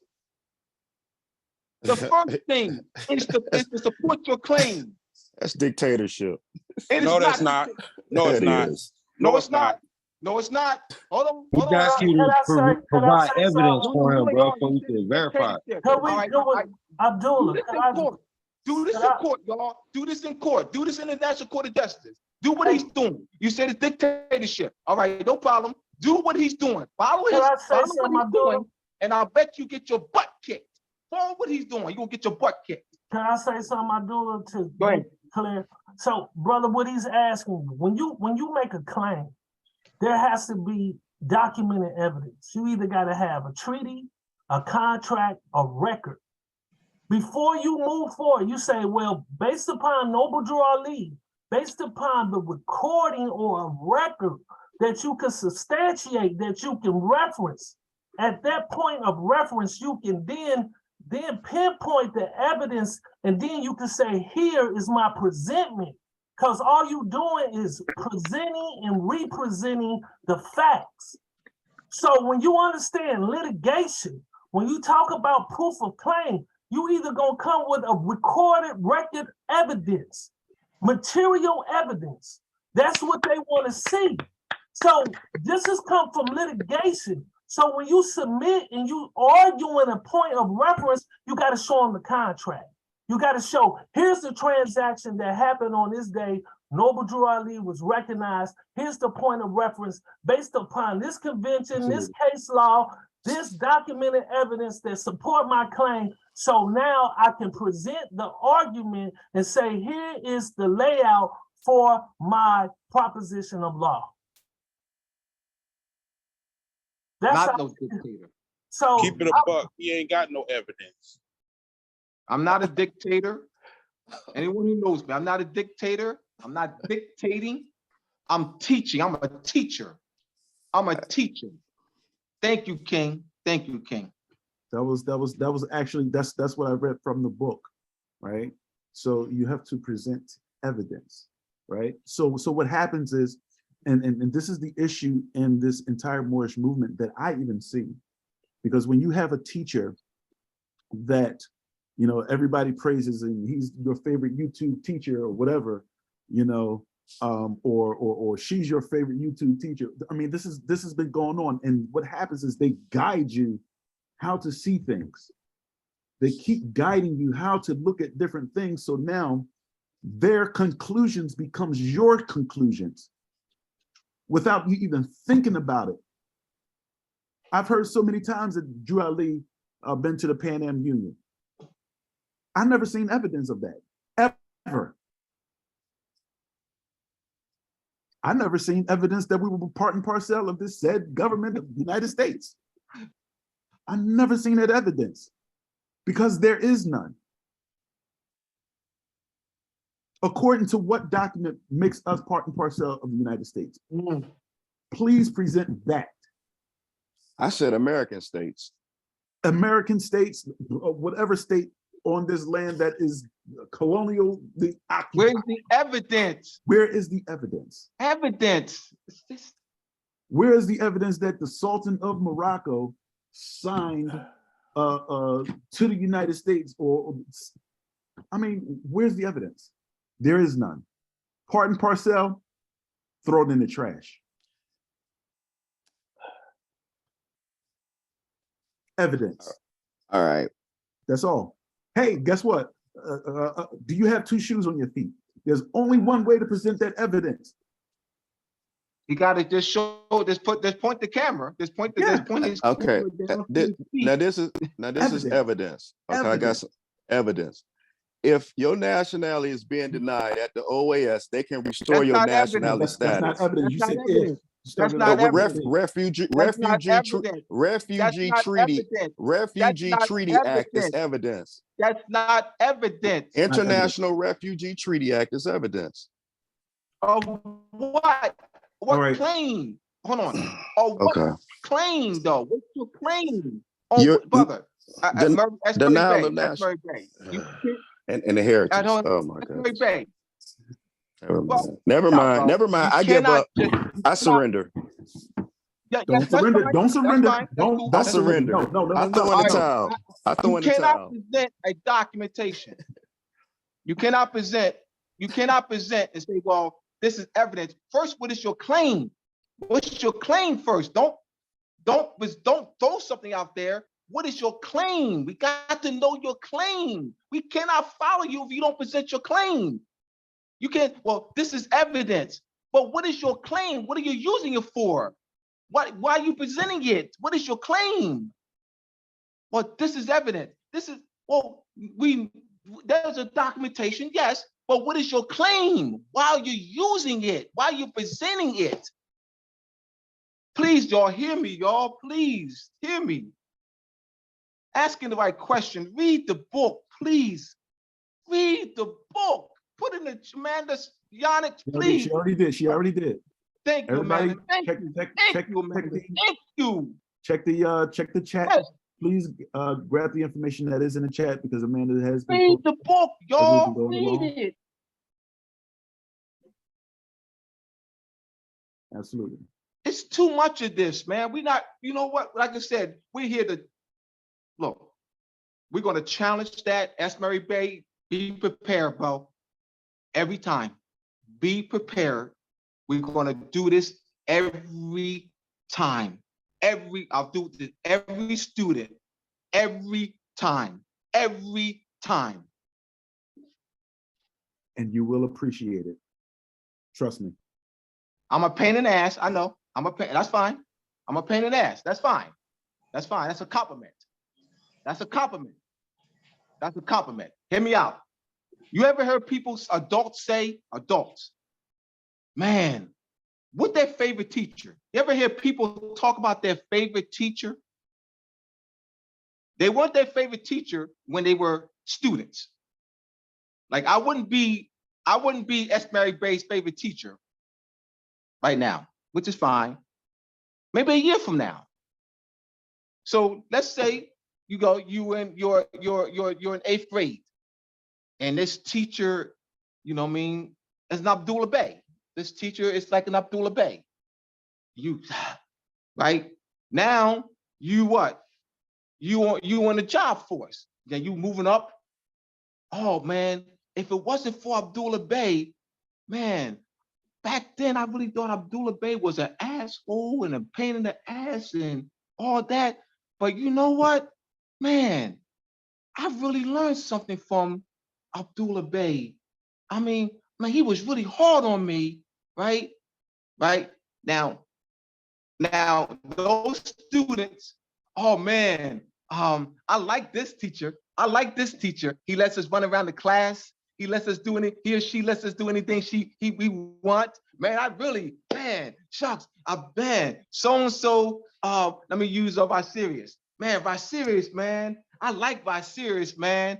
Yo, man, y'all gotta take Mr. Vicarious class, man. Oh, he lets us sit on the tape, the desk, man. Shucks, he lets us do anything we want, man. Man, y'all gotta take Vicarious class. Don't take Mr. Bay's class. Don't take Mr. Abdullah Bay's class.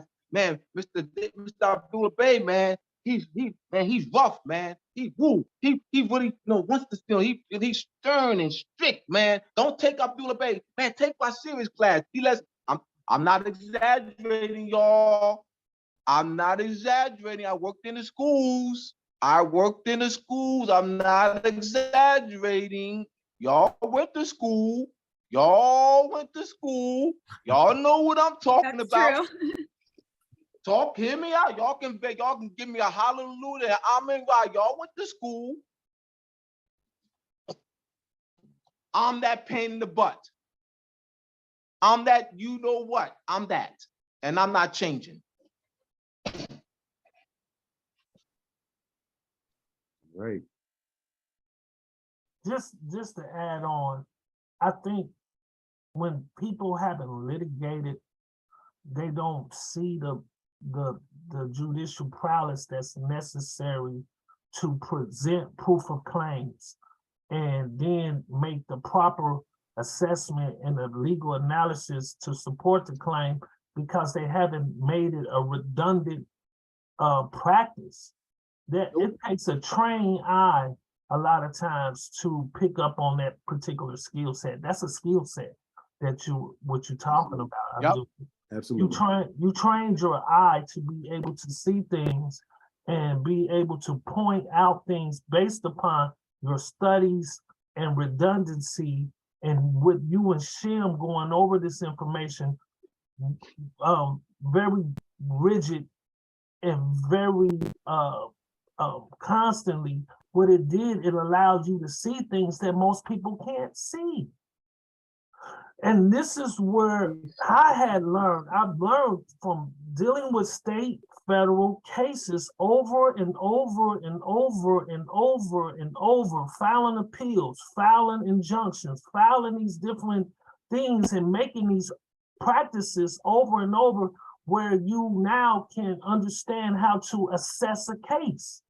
Everybody don't have that. So he was trying to convey some things, but he just didn't understand how to put it in proper context and display it and understand the proof of claim like you do. You say, hold up, brother, let's understand do he understand what a proof of claim is? Do he understand those key points? When you say proof of claim, do he really take that in and understand what that means? And that's the thing. That's a communication barrier. When you say proof of claim, he couldn't specify the proof. You understand? So he had trouble conveying the information, not trying to get on the brother or nothing like that. When you say, hold up, give me the proof of the claim, he went to other things. And you say, hold up, let's roll back around to where's the complaint? Okay, let's just deal with the complaint. When you deal with the affidavit of complaint, you're going to state the claim, and then you're going to say, okay, here's the proof. But if you haven't done that, if you're not a litigator, you're not going to be able to see it like you and I can see it. They can't see it. This is why I tell people, start on the local level, because if you can do this on the local level, eventually you can go up to the international level, because only thing they did was scale the business, and it's just international law. But the principles and idea of it is still the same. They're still there. Yeah, that's true. You could. They're transferable. It's transferable. The skill is transferable. So that's what I'm saying. So I don't think I think there was a communication barrier, because when you said proof of claim, he couldn't understand what you were saying. And I think he was trying to reach for something to establish proof of claim, but I don't think he understand what you meant. And sometimes I think we got to slow down and say, hold on, brother, do you understand what a proof of claim is? To qualify. I was trying to do that, brother. I was trying to do that. I mean, but good points, King. Because you got to understand, law has to be qualified. Most people don't understand. This is why judges and police officers, they have judicial for judges, and officers have qualified, because it has to be qualified, or they're abusing their discretion. They're going outside of a scope that wasn't delegated to them to be able to exercise that power. Yeah. It's an abuse. Yeah. So when you asked him that, I was saying what he was doing. I just think he didn't understand what you were asking him.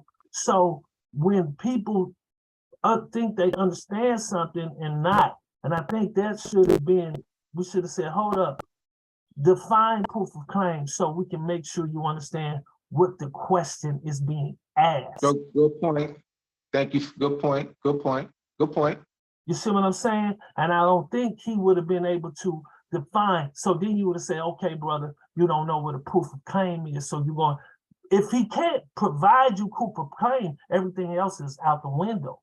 Because then you say, hey, you need to go back and understand what proof of claim is and understand how to go about substantiating the claim. I think that it would be maybe helpful for everybody if one of these classes we spend, I don't know, a little portion of it doing like an order, like going over the different order of authorities and citations and how to kind of reference those different I guess different references and just what level of importance, which one is maybe more important versus not, maybe spending a little bit of time one of these. That's a good point. I just put it in the chat so y'all can see. Well, I'll put what I put what in the chat to support what? I put this into chat to support this claim. I put this in Just the look chat. at it. I put X in the chat to support Y claim. I'm talking private international law, not public All right, international law. There's a once difference. again, I know what King, I think he doesn't. All right. You want to tell us that you put that in the chat to support this claim. Under private international law, I was speaking. It's totally different from public international law. What is your claim? My claim is that your nationality will be restored to you and your inheritance, birthright will be restored to you under the OAS, under the Refugee Treaty. It will be your land rights will be restored to you if your nationality is being denied to you under the International Refugee Treaty Act at the OAS. Now, being that our nationality and birthright is being denied to us right now, we're still listed as Negro, black, color, whether you like it or not, you're a US citizen. They're denying you your Moorish birthright. As a matter of fact, I contacted the British Embassy and informed them that my nationality was being denied to me in violation of the 1856 Morocco Great Britain Treaty. You may say I don't know what I'm doing, but I understand a little bit something. Okay, I'm not maybe not the best, but I'm making. That's very vague. That's very vague. You made a claim. Hold on, brother. You made a claim that the Pan American Conference recognized Juali as a Sultan of Morocco. You have not supported that claim. Then you jump with another claim, and then you jump with another one, and then you jump with another one. You haven't supported that. So then you making a claim that I say I don't know what you talk. Bro, that's something else. I'm talking about that claim. The claim. Let's put on. Hear me out, y'all. He made a claim that Juali was recognized by the Pan American Conference as the Sultan of Morocco. He has not supported that. I was given an example. Will you let me finish? No. You don't give no example. No, you don't give an example. No, bro, you're not gonna allow that, brother. That's not. They ain't gonna allow you to do that. The courts ain't gonna allow you to do that. You gotta no, bro. We doing it just like that. Yes, we're doing it just like that. You don't give an example. You give the evidence. No, I'm giving. Okay, maybe I did it. No, ask Mary Bay. Provide evidence, not an example. Okay, his nationality. I'm assuming. I'm going by like a breadcrumb. His nationality and birthrights was restored to him when he went there. That's all I'm saying. We got 1 minute. We're gonna wrap this up in 1 minute. We're gonna wrap 1 minute. We got 1 minute, brother. 1 minute. I think, brother, when you went with the second claim, the claim that you mixing it up. Because this is what you did. I'm gonna tell you your points of what you're saying. Abdullah saying first you went about Noble Drew Ali being recognized at a conference. You never supported that. So then you jumped to another claim about the OIS. And then you started speaking on that. Then you went back to something different. Then you said, I assume, or no, what you need to do is clarify every point by point. And I think that second one, when you was talking about restoring, going when you call Great Britain, you need to, if that is the thing that you're going to argue, then stick to that point. Say, Abdullah, I'm throwing in the towel in these other points. Let me reiterate and restate this claim. I'm done with that. I don't think I have any proof. And okay, so we're gonna disqualify that. Let me qualify this based upon this. You're gonna do this, you're gonna do this class with me, brother. You're gonna do the ask the right question class with me, King. I appreciate you, brother. I just think we're gonna put together something, King. I appreciate you, bro. Thank you. Hey, peace, Abdullah. This is Shem. Real quick, couldn't we just examine the status of the contracting parties in reference to the OAS to just answer that question? Wouldn't that be to just one of the things I learned in the contract law classes was the status of the contracting party? Do they even have the authority to recognize him as Sultan or anything? Wouldn't that be something that would be done in-house? No, because they did not declare their Moorish nationality. One, they did not declare their Moorish nationality. Those are, once again, let's go to the coat of arms. The coat of arms. What I'm saying is that I heard you. No. I heard you. I understand you. No, quick, King. I understand you. I'm saying you very well. I'm answering the question that they don't, and I'm supporting. I said, you asked the question, I said no, and I'm going to support. I heard you. No, they don't, because they are new states. They have not declared their Moorish nationality on the record. They don't have the Moorish nationality claim in their national constitutions. Those are new states. Spain still to this very day has the occupying sovereign authority because they did not declare their Moorish nationality and did not claim the land through Moorish consanguinity. They're claiming to be new states. So therefore, they're not even claiming to be indigenous, autochthonous, aboriginal, native to the land. They're not claiming to have consanguinity ties to the land because they claim to be rising as new states, Nicaraguan, Costa Rican. I understand your claim. I understand your point very well. And thank you. That's all I was saying, brother. Just a simpler way to get to, hey, what's the status of the contracting party? Okay, yeah, they're not that. Oh, they're not claiming to be Moors. Okay, then they can't make that man. They can't recognize anything. You said simpler way. I'm presenting evidence. That's why I presented the coat of arms. You said simpler way. There's no simpler way because you gotta present the evidence. Like there's no simpler way. You have to present evidence. I mean, you have to present their constitutions, right?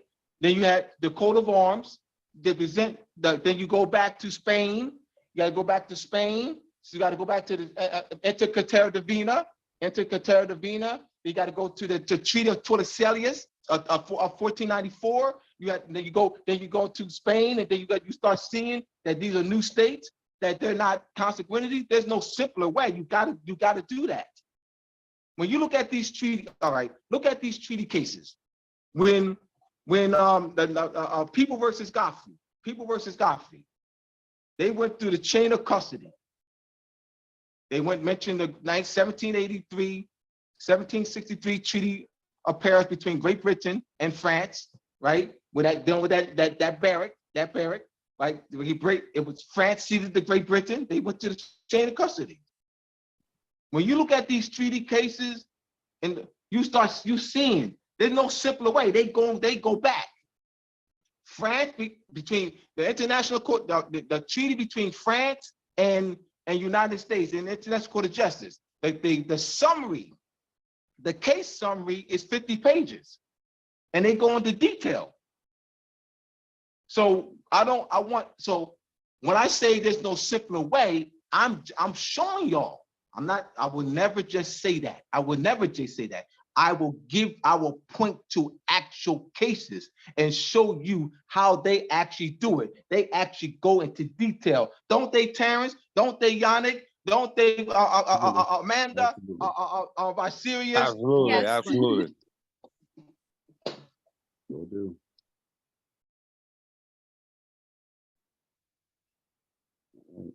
I think So another thing. this is for you, Sheehan. When you say simpler way, then you have to show that what you say is well settled. You have to say, all right, simpler way, then you have to present us with that simpler way, not something that you just come. No, you have to actually show a simpler way that actually been used in cases. Show us a simpler way using cases. Making a statement.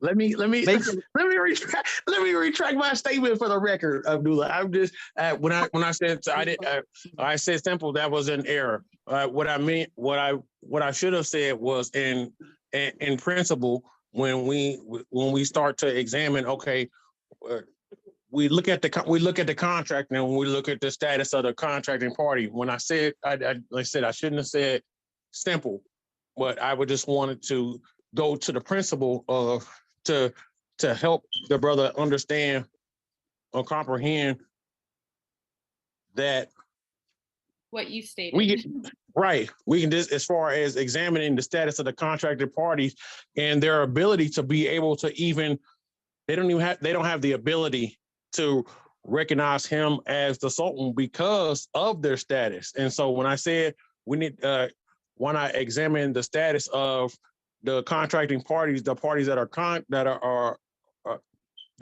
of the Organization of American States, then when I said that, I was just trying to help the brother get some insight as to how to maybe examine it and come from that angle.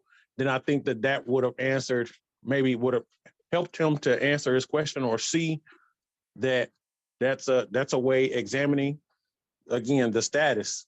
I hear what you said again, Sheehan. Let me say it again. I understand what you're saying. That's an error because you have to guide the brother, like guide the students, guide us, and to guide us. And because when they go back, even when they deal with contracts, in these cases, Ware versus Hilton, they go back, they go into great detail. They'll go into great detail, a chain of custody. Absolutely. That's why I implore y'all to read these cases. Meaning they're not just looking at the particular contract there. They actually go have history. They present history into that with that. So that's what I did, was went back to Spain. I went to Intercartera Divina, 1493, because we talking about occupation. We're talking occupation, all right? Because you still got to go back, because you got to go to Spain. If you're talking Cuba, you got to go to Spain. You got to go Intercartera Divina. If you're talking Nicaragua, you still got to go to Spain. You got these Spanish land grants. Meaning Nicaragua, Costa Rica, they're not the occupying sovereign. Spain is the occupying sovereign. They ain't not claimed to be Moors. So they don't have right to recognize him as that, not in that status. They are Moors claiming to be Cubans, Nicaraguans, Costa Ricans, El Salvadorians. They have, however, in their coat of arms reserved their Moorish consanguinity. However, they have not publicly declared it, and they're not standing on that. They're not doing what we're doing. They're not doing what we're doing. We're publicly claiming that we're Moors and organizing our people with that concept and that claim. Shem Malachi based proposal plan. That's the claim there. That's why. They're not doing it. Huh? No, So- bro. This Yannick. I was just about to say, if he read Shem's Malachi Bay, what we just read in class, he had the treaties in there from the 15, 16, 17. He said that they're old and unenforceable and all that. He made it clear. He made that old and unenforceable. That's when I went into Moors and Moorish. That's why I asked him to read Moors and Masonry Part 1 and then the tree. That's why I had to go into that great 15-minute discussion. Because his claim is that they're old and unenforceable. They're old and unenforceable. Europeans operating on them same treaties today. I went through a whole 20 minutes. I spent 15, 20 minutes breaking it down. So I'm with you. You know, I'm with you. I'm supporting evidence. So what the brother said while we're doing this process, the process is so when we come back together, unify, we can repeal those treaties. And what would these Europeans have then when you repeal these treaties?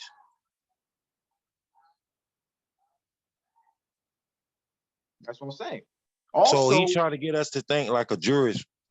We can't get emotional with this information. You know what I mean? I once was there too, bro. Man, Abdullah talk every day.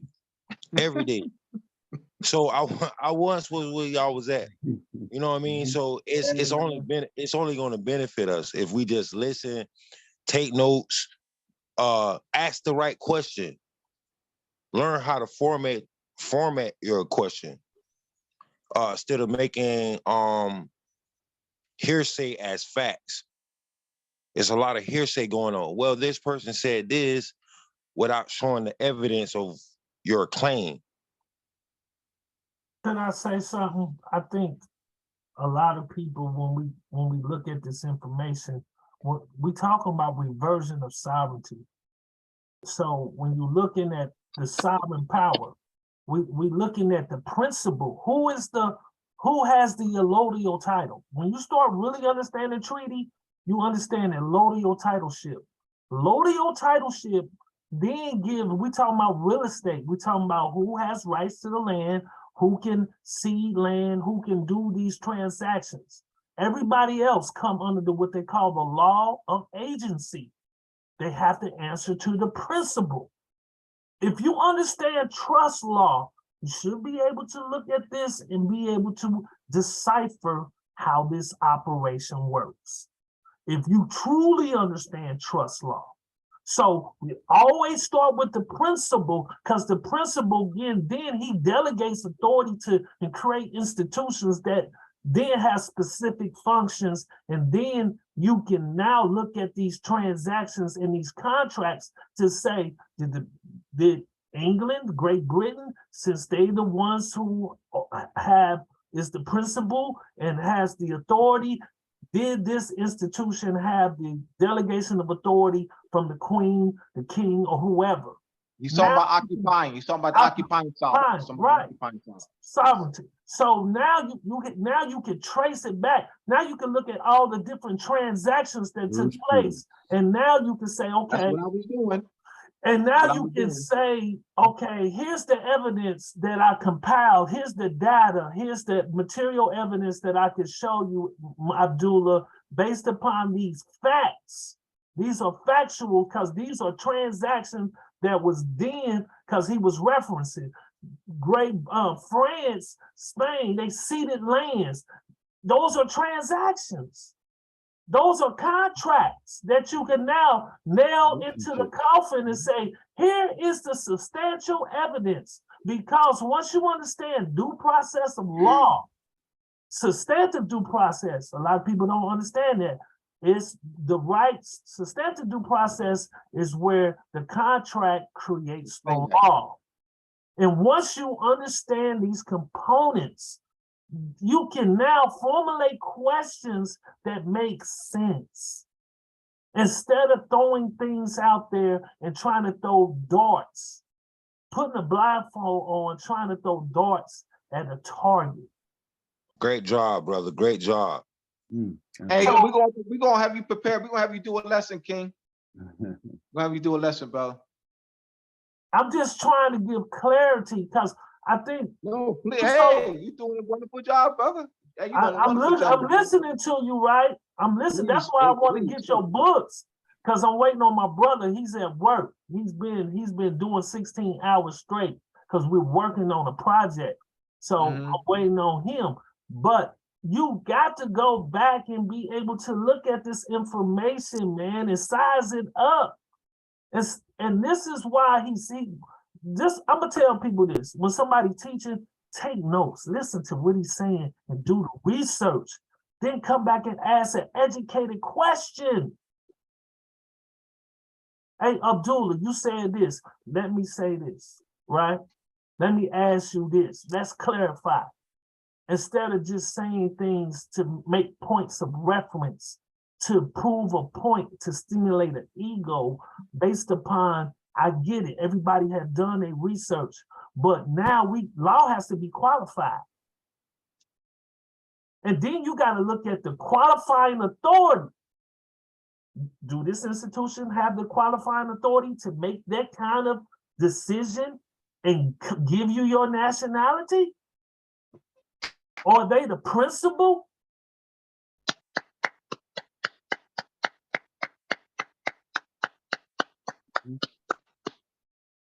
And the only reason I know this, I litigated so much, hundreds of cases, federal, state, presenting proposition of law, going to the court, asking a federal question. Do the state got the delegation of authority to do this based upon fundamental rights that was guaranteed by this Constitution? Do the state has the power to exempt the federal statutory law to exercise powers that wasn't delegated to them?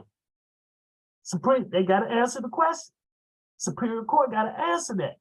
You got to know how to pose federal questions. The only reason I know how to do this because I did it. Only reason I know how to listen to Abdullah and I hear him and I say he make a lot of sense based on my studies and my exercise as a jurist going into the court. Oh, I'm hearing. Oh, I like what these brothers are saying. Oh, they make a lot of sense. Let me get with them brothers. Let me see what I can contribute to the organization. Let me help them everything more refined. Because sometimes what the brother was trying to do, he didn't understand proof of claim. It's obvious. He couldn't tell you what a proof of claim was. It wasn't that. And I just think he was trying to get there, but I think when you ask him proof of claim, that need to be clarified. Brother, do you understand what a proof of claim is before you move forward? We have to be on like minds, because if you don't understand proof of claim, everything else is going to be off. And that's what we have to understand when you make a claim. So when you go to court, you have to establish an affidavit and a proof. They're gonna ask you, what is the claim? If somebody said you assaulted them, they gonna take your complaint, then they're gonna look at it. Oh, you got a black eye. They're gonna take pictures. They're gonna say who done this. They're gonna take the name, and that's the claim. Now they gotta look at the case, and now we're gonna get into the law. What the law statutory requirements says. Now we got to look at the evidence, because fact trigger law, not the other way around. Law don't trigger fact. You have to have the facts. Then the law is triggered. Without the facts, you can't trigger law. We got to get the facts together. And that's what Abdullah was trying to get from you. Hey, brother, where's the facts? You making a claim? Where's your facts? Where are you pulling from? Because facts trigger the law. With no facts, you have no case. You have no relief. You can't, there is no relief that can be granted because you haven't produced any type of evidence, circumstantial, preponderary, any kind of form of evidentiary standard to say, okay, now I want to trigger this application of law to give me my remedy. And also, King, the 12B6, 12B6, 12B6. Repeat that. That if you don't present your claim, if you don't present your claim, we dealing with, all right, 12B6 deals with evidence. Failure to All right. What's that? Failure to state a claim where relief can be granted. Yes, yes. That's that deals with I had on my chat. 12B6 Yeah, federal. the federal rules of evidence.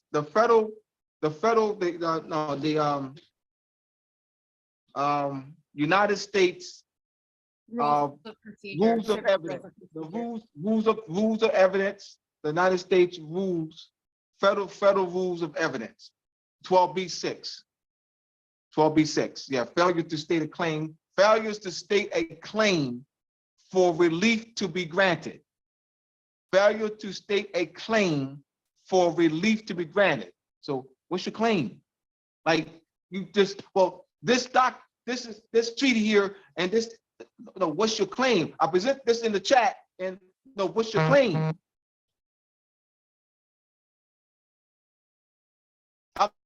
I'm saying, all right, y'all think I'm all right. I'm telling y'all, all right, no problem. I'm hard. Y'all can call me hard and painted and all that. All right. We'll see. We'll see. I mean, you're doing a good job. So what you're doing is saying, hold up, we got to go back here first. This is where we start. We can't move on. And that's what they have to understand. We can't move on until we get this right first. Mm. You can't move on. And a lot of people don't know that. So they make a lot of claims. They don't know how to, because they don't have the legal skills to be able to assess the matter. And that's why I was saying, you have a legal eye. I have a legal eye. So I was hearing what you were saying. That's why I was I can articulate where the error was at. You're doing a great job. Appreciate you. Thank you you added great value, Bill. Thank you. So that's why I was like, let me see. And I think this is what I'm gonna say. It's effective communication. It's effective communication. If you don't know how to litigate, you're not gonna have effective communication. And this is why Abdullah kept going back saying, start here because of the claim. It's all about your effective communication. This is one of the processes and the skill sets that I used to identify when I go into the court. Hey, judge, this is what I'm asking. Prosecutor, I put this in. I asked for discovery. They failed to, so I asked for sanctions. They failed to present the material in which to state the claim. They don't have the evidence to state the claim. Now they're trying to blindside it. That's not acceptable on the law. So I'm asking them, could you do this? And if they don't do this, I'm asking for sanctions. Either I'm asking for them to dismiss the claim with prejudice, or I'm asking them to put other sanctions in where that information is now suppressed because they haven't did it in a particular reasonable time frame. And I don't want to have to argue this in a short period of time. So now we're talking about due process violations, speedy trial issues. We're talking about all of these elements, constitutional elements that now I can present to the court. Only reason I do it because I did it so many times. And I think he just didn't understand the communication skills. When you say proof of claim, he didn't know what you mean. He meant. He started drawing. If he knew what proof of claim was, he would have stopped. That's true. That's true. That's true. Right. This is for everyone now. This is for everyone. Man, this turned out, hey Terrence, this turned out to be a great class, brother. Absolutely. That's why I didn't. That's why I just just put my hands down. But This turned out to be a great class, it man. really is. It really is great discussion, and to pull forth those principles of, first of all, an argument and how to present evidence, and we can say critical thinking, but are you really critically thinking? Right? So let's learn how to critically think, right? Pretty much what Abdullah and Shem is doing, and Brother King, as I hear as well, to get you to think like a jurist. Think like a jurist. If we're talking, sovereignty, and if we're having a discussion on sovereignty and who has the right to do this, and then you go to the United States Constitution, that's not thinking like a jurist. You don't go to a document of a foreign, occupying, they're not even the occupying sovereign, right? But if you go to any document that they draft and have sovereignty in in that same discussion, then you're off. You're not even thinking like a jurist. You have to go back. That's why we look at treaties. Treaties show the commerce. Treaties show the relationships. This is why France used those treaties. So let's think like a jurist. That's our goal. That's our plan. And then France used what? France went back to 1631 treaties. Oh, yeah. 1631. Why did France go back? And then, in fact, it was treaties with 10 different. Not only they used treaties. The primary treaty they used type of treaties was treaties between 10 European powers, going back from 1631 to 1832. Now, question is why? Why did France do that? How did they even know to do that? Jurists. Why did they need to do that? Mm-hmm. I mean, if they're no good, they're unenforceable, they're old and don't mean anything today. Well, France doesn't think that. According to the International Court of Justice doesn't think that. Guess what? We can use that case. That's a stare decisis case in the International Court of Justice. We can use that 1952 case in France and the United States. Yes, we can. Res judicata. All of those treaties attached. Res judicata. As evidence. Yes, we can use that case. Mm-hmm. That's a standing case. That's a standing decision in the International Court of Justice. And also what I want to say is, we have to put in fact, first of all, S. Murray Bay, is he still? Yes, I'm still sitting here. Thanks for sticking around and taking us in. And I know you've been rocking with us for quite some time. But thanks for, not just giving up or throwing in the towel, man. Don't do that. That's a sign of weakness. We don't do that, right? We have lost people due to emotions, right? Because they come in with emotions, with when we're talking the truth. In fact, you mentioned something. You asked Abdullah, are you scared of the truth? Like you scared of the truth? So no, it's not that. The truth is, like, we lose people when we prove Drew Ali wrong. Now, there are people out there, there are Moors out there that believe that everything that Drew Ali said is true and exact, and just everything that came out of his mouth and out of his writings is true and exact. But make no mistake, I'm gonna tell you something. Abdullah, that's my brother right there. but he's not off the hook either.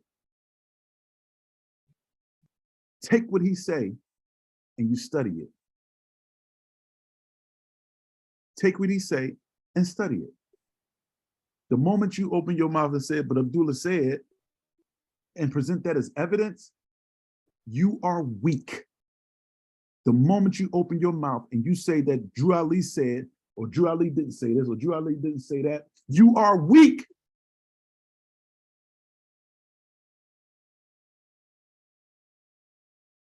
It's weak.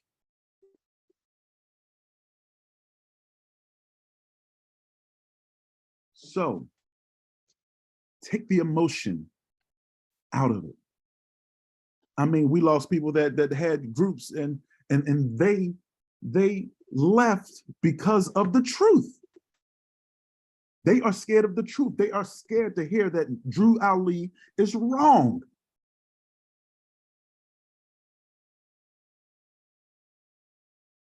They're scared to hear that.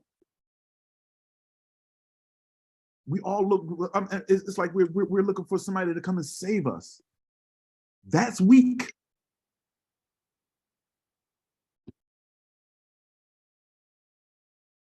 That's weak. We're here to learn. We cannot move anywhere without that, without the knowledge, without education. That's what we're here for. You cannot start a government with no knowledge.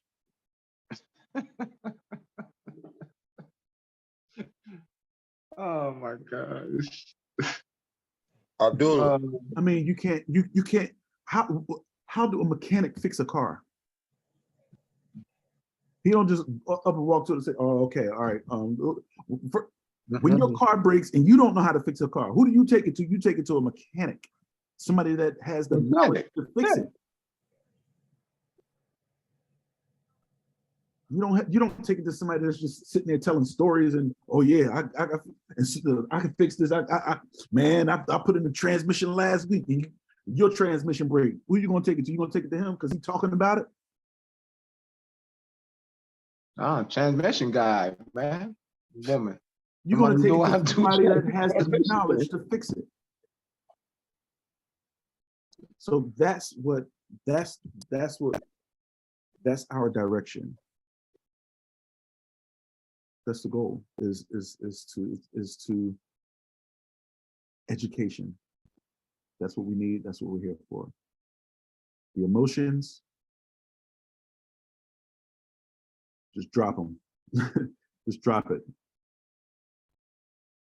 So that's all I wanted to say. And I just want to say I appreciate Abdullah. Oh man, that's, like I said, that's my brother, man.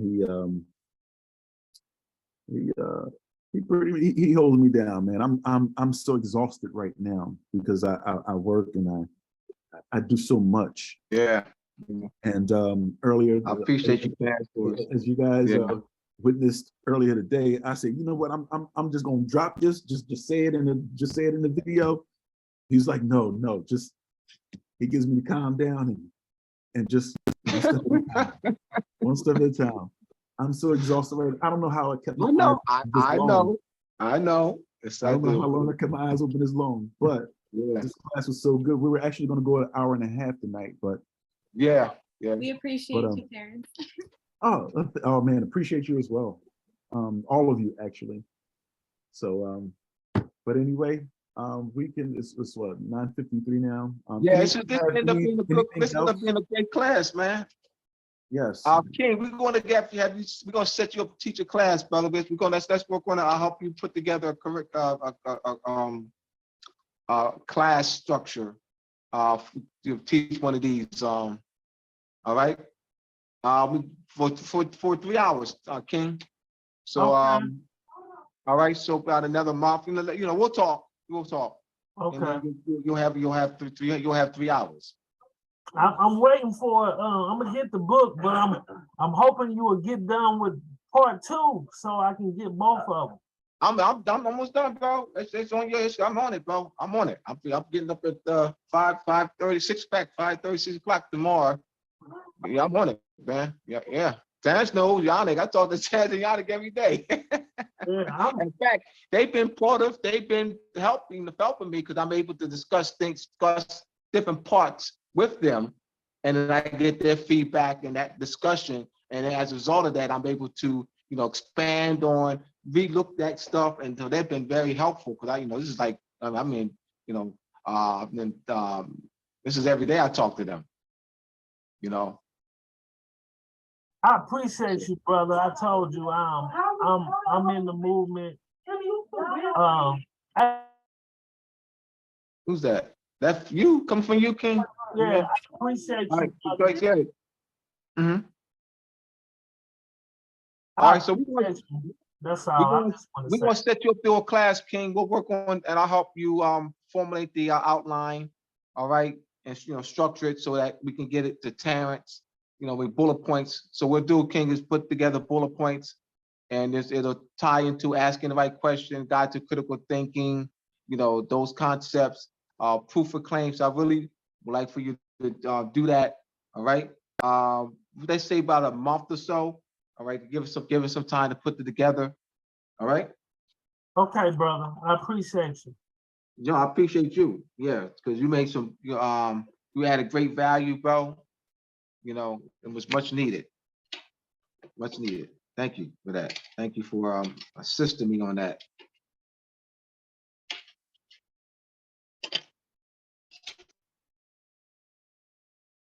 And to everyone, don't be afraid of me, y'all. Don't be afraid of me. All right. Don't be afraid to ask questions. This is a and remember, we're also guiding you with asking the right question to guide the critical thinking. All right. So we have to do it this way to prepare us. Just to go on and on, that doesn't facilitate learning. It doesn't.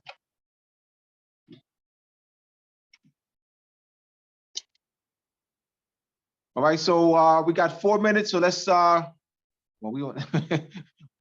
all right, so we have I will be on this Saturday, once again, Moroccan Post Media YouTube page, Crump TV, and 6 other platforms. All right. Enki will be interviewing me. Title is Moorish and Masonry, but it's coming from the Masonic Conference Square and the Connection to Measurement and Timekeeping book. All right. This is at 7 p.m. Eastern Standard Time.